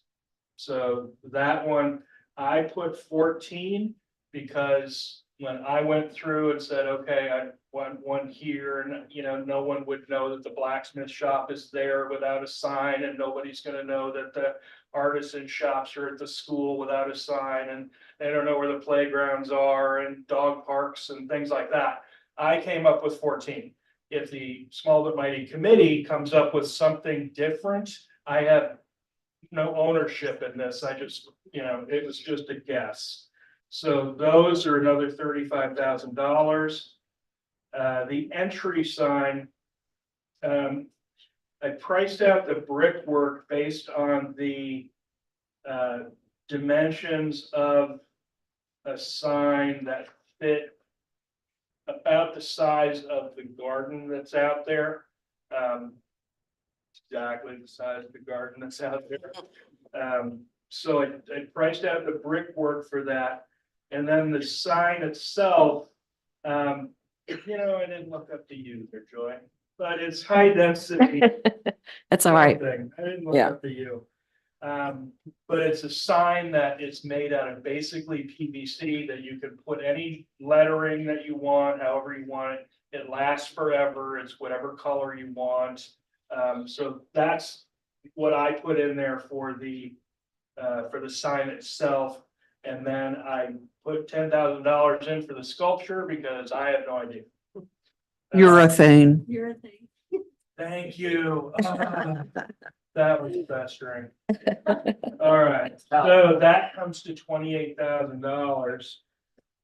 The interpretive and destination signs, this was an absolute guess. I said $2,500 each for 8 signs. And I just did that at the wharf and the welcome center and, that type of thing, town square. So, yeah, so again, if it's not 8, I don't have anything, any ownership of this, but that's another $20,000. And then we said we were gonna get new benches in town, trash cans in town, and then I threw in alley lighting for, I am confident that I'll be able to get Williston to allow for lighting down on their sidewalk, or actually the Banks sidewalk. Obviously between our building and the bakery is gonna be lit like crazy. And then maybe over between the bakery and the Playhouse, we can also put something, because the passageway is important and you're about to see why. Queen Street project. I spoke to Doug Matthews, who's, knows more about paving than I'm ever gonna know, thank God. But he said that for those measurements, we would need about 900 tons at about 200 each. That would give us 2 inches of cover. The curbing, I talked with the person who does our concrete now and asked him how much basically per linear foot he could do, like a ring of curbing so that we could have planting and lights in the middle. And he gave me a number and I just used the sketch that Hill put together as a benchmark. So that was 50,000 for curbing. Light poles, I assume that we would have the same light poles that we have downtown back behind there, and that's another 15,000. Striping it is another 20,000, and then landscaping for so we make it look the way it should for another 15,000. So that's $385,000 project. It's a big number, but it's the one thing everybody's talking about. So the King Street sidewalk connection, I just learned that they moved us to the next cycle, so that will not be happening in 2025. Very disappointed. Christmas decorations for the new lights. If we have new lights throughout downtown and the rest of the place, I think that, Christmas Town we should invest in Christmas lights that look the way they should with the new street lights. The next 2, I'm actually looking at working with USDA on a loan grant program, so that they would basically grant 24%, and we would be responsible for 76%. So this number is 100%. So if we, I believe that it's time for a new generator for the water tower. The one that's there, every time Cat comes up here, it costs us $5,000. And that is the one thing that keeps me awake at night, is that system. So I'd like to get a generator that we can all make sure that our water system is run well. And then our backhoe, we've had that backhoe a long time. It is leaking everywhere. It is a hot mess. We're having welding done on it so that the bucket can close. There's a special tool to tighten the diesel filter, and the Atlantic Tractor did not have that tool. We had to take it to Delaware, where the next New Holland dealer is, to tighten that. Probably worth doing, because if they could just tighten it and save us a bunch of money, but this backhoe is in tough shape. So I'll leave that at that. And then part of our annual maintenance, it's gonna be biannual maintenance. Every other year, we're gonna clean the exterior of the water tank. I'm meeting with him tomorrow. It was $15,000 last time we talked. I don't imagine it went down. So I'm looking at 18,000. So if you look at the piece of paper and go from the yellow 249 and use every number down there, 249, 372, 261, ...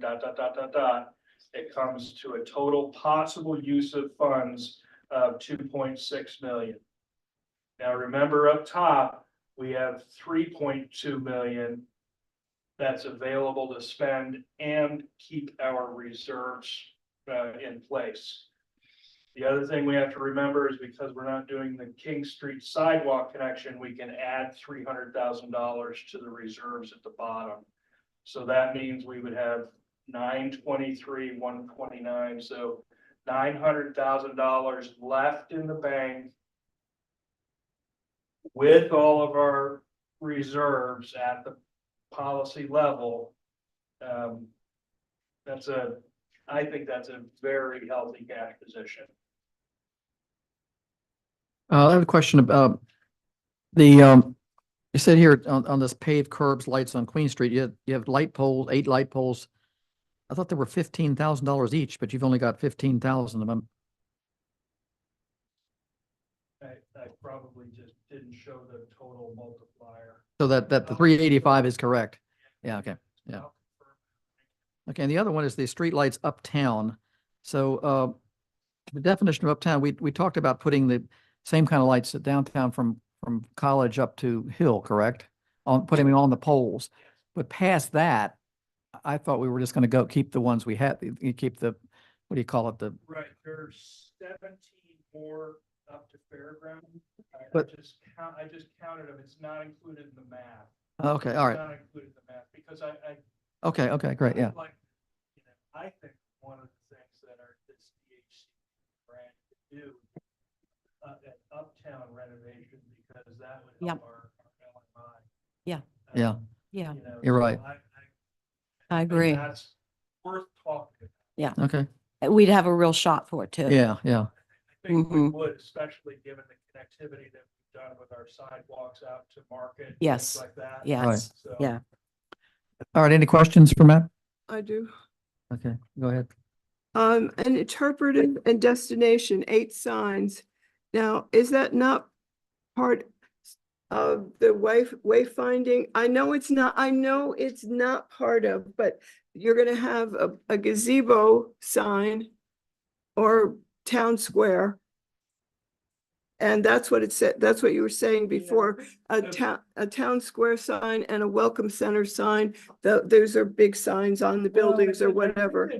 The metric I would use is the ones over near the gas tank down at the wharf.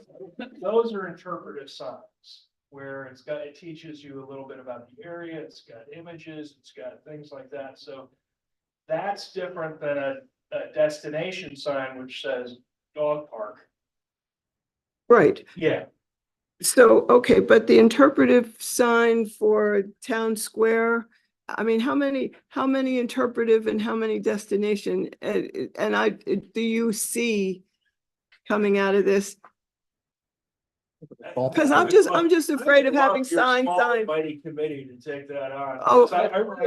I can't think of very many places that an interpretive sign, Car Place. I'm not sure that's our sign to put there. It's not. Same thing with the school. I don't think that's there, but Town Square, if there's a story to tell, I think that's right. The Welcome Center is going to be I would say an overall town map and, point of interest thing. So. Okay, so you're seeing sign and interpretive thing a little differently than I'm seeing. I'm seeing sign and you're saying different. Yeah, I'm saying something that. And looks more like the wayfinding signs are another story. Okay. Like picture when you go to a national park and there's signs that say this is the area where this kind of bird is, and that's the area where this I happens, just don't those want to kinds look of like things. Alice in Wonderland. That's what I'm. Okay. Could we include in those signs, something, a display option for when we come into town for events in town so that people don't have to go out and put up a sandwich board? Could there be a permanent fixture there where banners could go? Fletcher brought this up at the very beginning, and the way I have it in my mind is, I know different than his, so he can explain.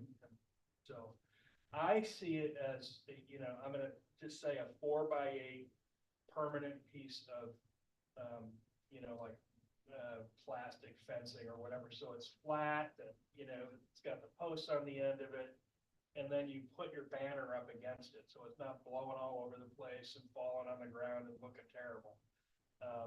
That's kind of what I have, and the, what the materials are, I don't care. That's kind of what I had, but Fletcher had something different, and I don't want to speak. Yeah, I mean, we talked about an electronic sign. I think we all agreed that that's not going to look really great there where your entry is.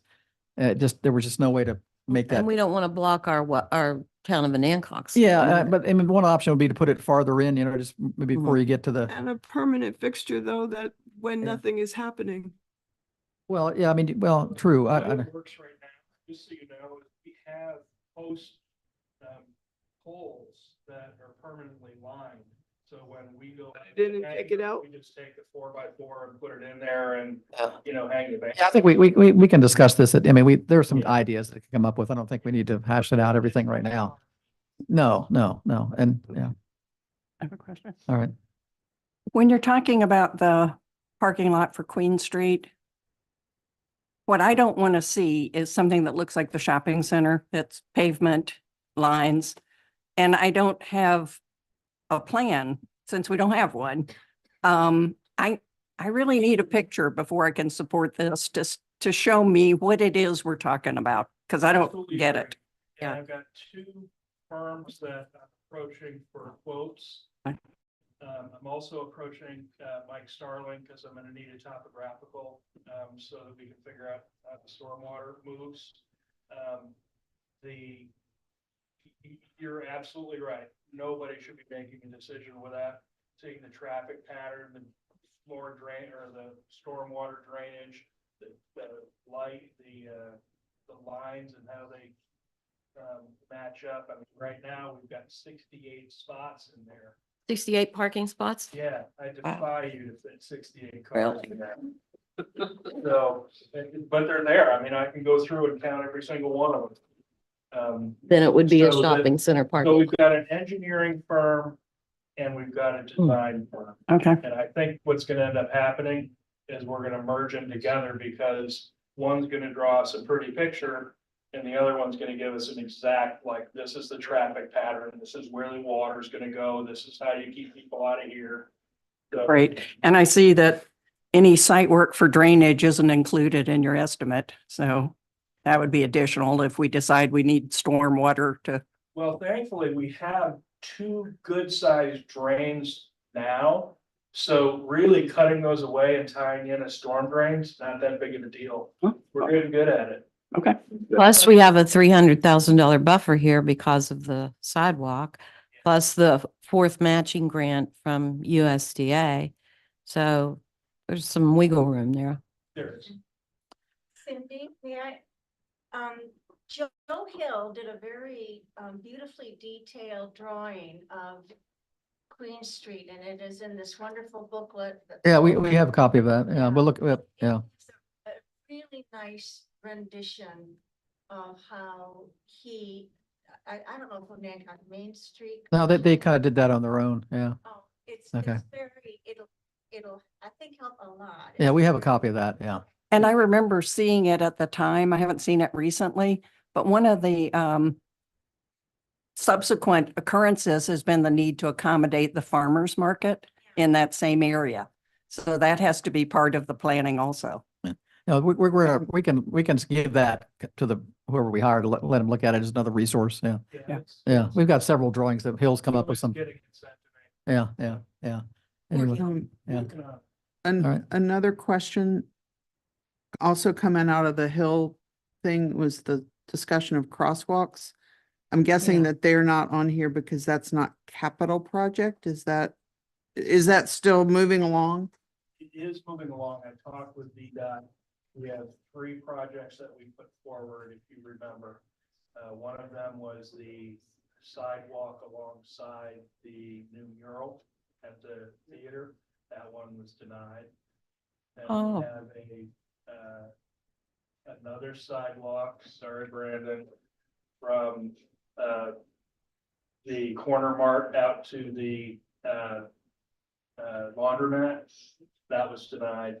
And the reason they were denied is because there's a functioning sidewalk across the street. Yeah. That's the reason that they're giving, and they're not gonna wiggle from that. The crosswalk, they all said had really good potential. So I'd like to, yes, it's still alive. Yes, I've spoken to them. Yes, they. It's their dime though, right? 76% of it is. Oh, okay, okay, thank you. And Okay, you're talking about VDOT? Yes. okay, any other questions? We probably need to move on here. Does VDOT do the crosswalks totally? That's, If they determine there's a need for them? well, they don't do it on their dime. We made the suggestion for these 10 crosswalks. And they said, yeah, that's a great idea. They will put 76% in to cover the cost, but we're gonna do the rest. With a VDOT, project, I simply always have them administer it because there's no earthly way a human being can understand exactly what they're looking for and all these things. So I invite them to do the administration. Good idea. Okay. All right, let's get on to committee reports here. Personnel, we didn't meet, did you? Matt, were you looking for us to make a motion to adopt some of this funding? Oh, that's right. No, No. because I've Okay. got you've got the budget is gonna be coming soon. This is part of that. Because we have all the money, you can decide, yes, we want it in this year's budget, or, we want half now, half next year. So that's the decision that's coming your way. That doesn't need to be made tonight. No, we Okay. don't even have a plan. No, you're right. Yeah. Yeah, okay, that's fine. All right, so that'll come up with budget. Personnel, Oh, that's me. We didn't meet this month because it was a holiday, but we will meet in March. on Hancock Main Street. Okay. The second Valentine's season promotion ran from February 1 through 18th. The businesses said that they needed help with promotion in the historically slower or shoulder season months. So this year, Hancock Main Street promoted through radio, print, and digital ads, directing people to experience Hancock's Valentine web page that lists specials from participating Hancock businesses both in and outside of the downtown district. We decorated the town square with lights and hope to build on decorations in the future. And we'll have metrics on this year's success once we survey the participating businesses and get data from the marketing campaign. Okay. Questions? Any questions? Historic Hancock School, I think that was probably. Yeah, that's probably pretty much covered by what Joni said, but if anybody has any additional questions, Okay. we'll try to tackle them. Planning Commission, Brandon, are you still there? Yes, be to give it the Okay, report. okay. Obviously, we spent the entire time talking about parking. Okay, yeah, okay. Yeah, all right. Waterfront, it's off season. They will start meeting again March 5th, Tuesday, March 5th at 5:30. Public meeting, all are welcome. And last but not least, economic development.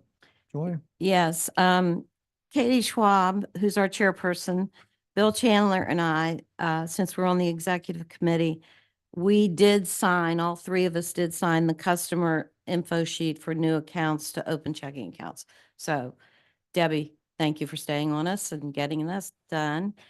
As an update of where we're at, because in the mayor's report, it says they're waiting on EDA to develop a process that they're comfortable with. Mayor? Oh, sorry, me. town manager, No, second. Matt.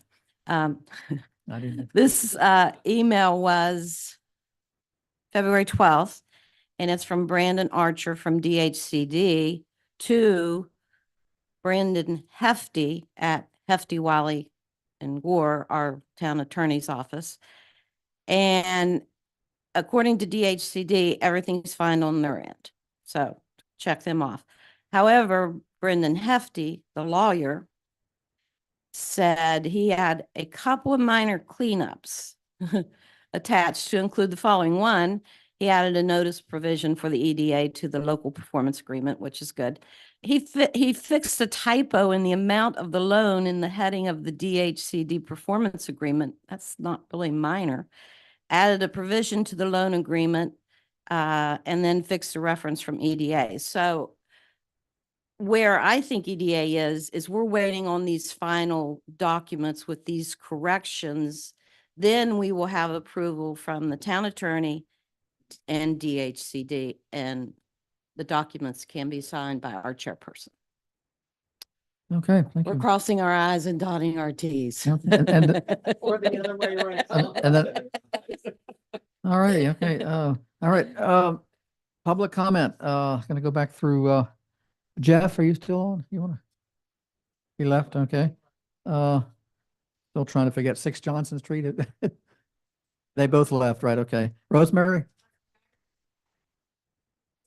Which I didn't understand something that, does this mean that at the end of, with the ARPA, that all the ARPA funds are now accounted for and we don't have to worry about anything at the end of the year being not? Unencumbered, Yes, we will be fully encumbered before the end of the year. so this takes care of all of that. Okay, thank you. Patty Feldhausen? It was addressed earlier. Okay. Doc, is he still here? No. He left, okay. I know, okay. Anybody else? Did I miss anybody? Okay, thank you. Mayor's report, I don't really have any report. I went to the, the thing this morning, the tourism summit, and it was really interesting, motivational speaker.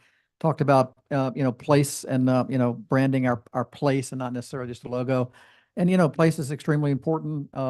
And trying to get all the merchants and all the residents of the town to kind of step up their game and really brand their little part of Wyatt Hancock and what story we have to tell. So it was very good motivational speaking. That's all I've got, town manager. The HRSD meter, project is going along quickly. The one reason I wanted to mention this is that as your meter is replaced, you will change to monthly water billing. So as your meter is replaced, you will change to monthly water. And on page 40,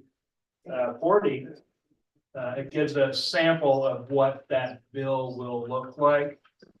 Comes on a full piece of paper, breaks it out by entity, shows use, all of that kind of good stuff. They have all of the same payment methods that we have. In fact, in the exact same company, so it should be very familiar. So that's coming up. Excuse me, I have a question. I would assume that the 3,000 gallon limit will now go to 1,500 a month. It will adjust. Yes, it will. Okay. Okay. You have a funny look on your face. Are you anticipating higher bills? I don't know. I haven't run the numbers. We've been doing bi-monthly billing for so long. I just haven't run the numbers to find out what it's gonna look like as monthly. Okay. So I just don't know. Do we have to have a change in our ordinance to do that? Yes. We haven't voted for that. Okay. Now? Well, You will, but I've got to get through the process. I understand. first. And we also have to, in that same ordinance, we have to get rid of everything related to sewer. Yeah, we're just regulating our. so let's just do it all at once. Yeah, I have a binder in the back. It's 68 pages long of utility ordinances coming to you soon. Why did they put Chesapeake on here? Just to show us that people pay less? They put Chesapeake on there because it's a sample bill. That's all. Um, We should add them. Question, Matt, what Water kind and of sewer. notification will there be generally to the town to, That's true. that your water bill's about to, I mean, your water meter's about to be replaced? Don't go after the person doing the work. Your bill is gonna look different and come from a different place and be on a different cycle. Don't throw it away, do pay it, those kinds of things. So Okay. they send mailings, they send. Good. You know, all of those things. I'll obviously include it in all of my communications. This, I think the first person will be, if I were to roll the dice, it would be August. So we've got months before Okay. we do this, and they've got a good communication plan. We'll add it to ours. And, we'll do a mailing to all residents as well. So I'm hoping no one will be surprised. But someone will be. Yes. Yes. So are they gonna bill us directly? Yes. Does that mean I have to pay the right amount? No, you can pay any amount you want once HRSD comes in. My credit. All right. Let me go through. I don't know if you've watched our Public Works Department over these last months, but I work hard. And I push people to work hard. These guys have crushed it these last couple of months. How many are there? Two. That's what I thought. Two. So I'm gonna mention them as we go through it, but the next project that they're gonna be doing is running the water line out in the street from Market Street over to our Welcome Center so that we can, have water. Is Victor part of that thing? Yeah. Victor is part of that thing, but he's really water. Okay.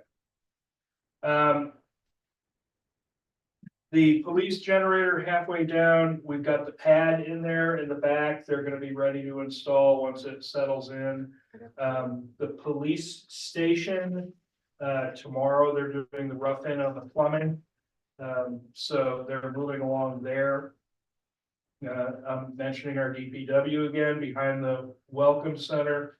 On weekends, they put the sewer line in from the building and attached it to another, appropriate sewer line. Let's see here. Right now, they're down at the wharf. I don't know if you see the mess that's down there, but what they're gonna do next is once they get about 12 inches out, they're gonna put 6 inches of crusher run in and stamp it, and then we'll get a person who does concrete for a living to come in and smooth it out. We're gonna have a drain there so that water doesn't puddle and all of that, but those guys are doing all of that work. They also did on the dredging. I don't know if you've gone out Town Road, but the old dump that's there has been completely cleared. There's a road that goes back there so that when the dredging takes place, it can just dump in the old dump. No problem drying. So the engineers who do all the permitting and all that type of thing for the dredging came out last week and they were very pleased. So, that's just our two guys out there doing all this work. And I can't tell you, I feel guilty about asking them to do more, but they just keep plowing through. I really, nothing but respect. When they do the cement at the wharf, there's a couple of sections of sidewalk at the town square. I'm gonna cut those out and have them redone. And then, I think I mentioned the blood drive, that's March 4th from 10 to 3. Please, please, please. A lot of people need Can help. you explain more about this blood drive because it is a competitive thing? Well, it's called the Mayor's Cup. And the Mayor's Cup puts the amount of pints per population unit.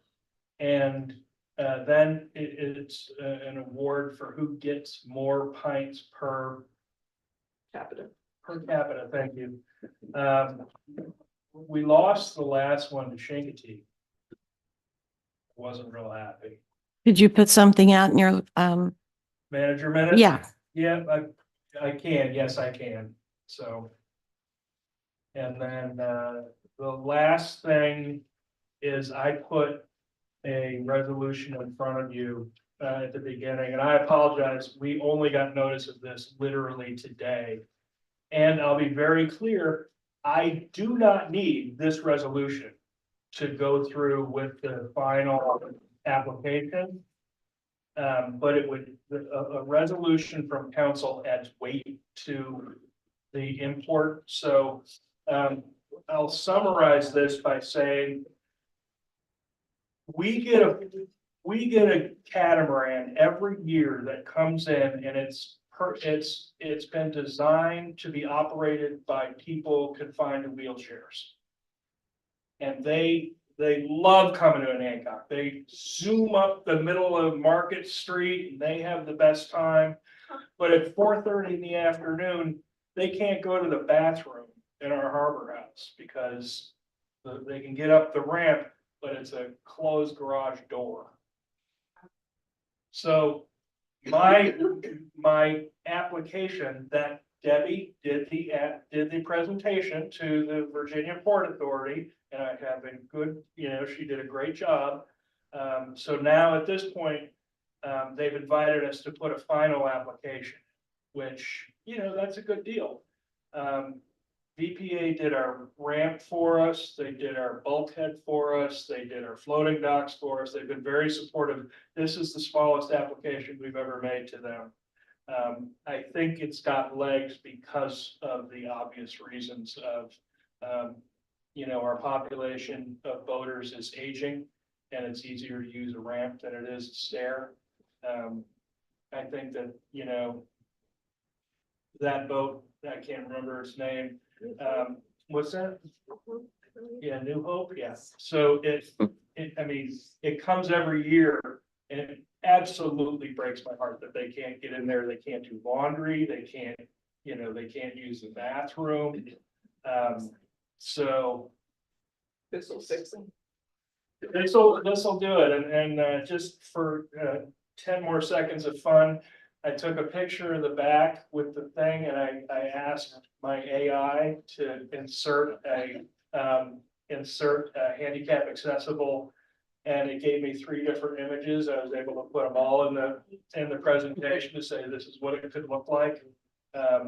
So anyway, I'd love to see it, look at the resolution, but again, I don't need it. So we have a motion to approve the resolution. So moved. Second. Discussion? So what exactly is this specific infrastructure proposed?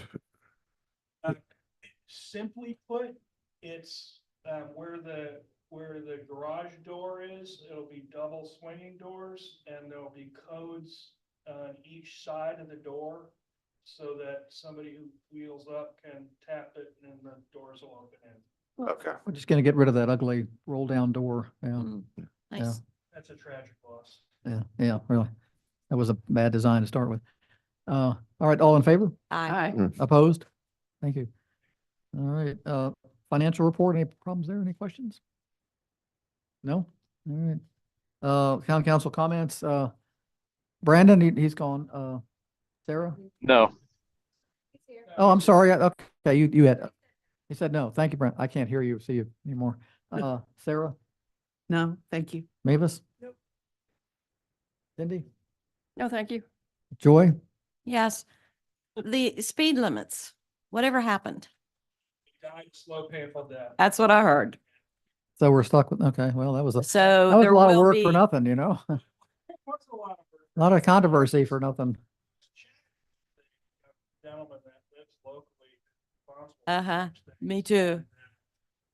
Said, how is it that you can get a golf cart speed limit out to the brewery in Cape Charles, but I can't get it where you know, people are going through at 35 and 40 miles an hour with lane closures and things like that. And, he's a polite and politic young man, so, you know, anyway, we're not gonna get the speed limits. And he said the purpose of VDOT is to move traffic efficiently and Yeah. safely. Yeah. And there's his answer. Yeah. All right. Ray? Thank you. I guess I'll follow up with somewhat related is the 3-lane roads system still coming? What do they call it? Road diet. Road diet, yeah. Road diet is still in the state budget. It is still scheduled, but what I'm hearing is that there are a couple of local supervisors who are not a fan. One of the other reasons is that, well, it was in the paper, you all saw the housing development that's going between Mhm. Fairgrounds and A&M. We'll need those lanes if that happens. So I would bet against the road diet. Efficiently and safely. Everybody remember my request for the, bike path? Yeah. Unfortunately, So we need, where's the it? the county's got to do it to connect the rest of it is the problem. You know, we can do it. But we still don't have a connection to the. Yeah, we can get something through So there. is that still on the table? The bike path, the bike path. You guys didn't want it. Yeah, we need to wait. Let's see what happens with the road. Well, the road diet one didn't really help. Well, help somewhat. Yeah, we need to, well, no, we don't know. Let's wait and see. But I think we, Yeah, I mean, I'm sitting here. yeah. No, we don't know. Yeah, well, don't worry about it. All right, motion to adjourn. Second. All in favor? Aye. Aye. So. Nara has done. This is the, where you can tell it for the contract, the RFP.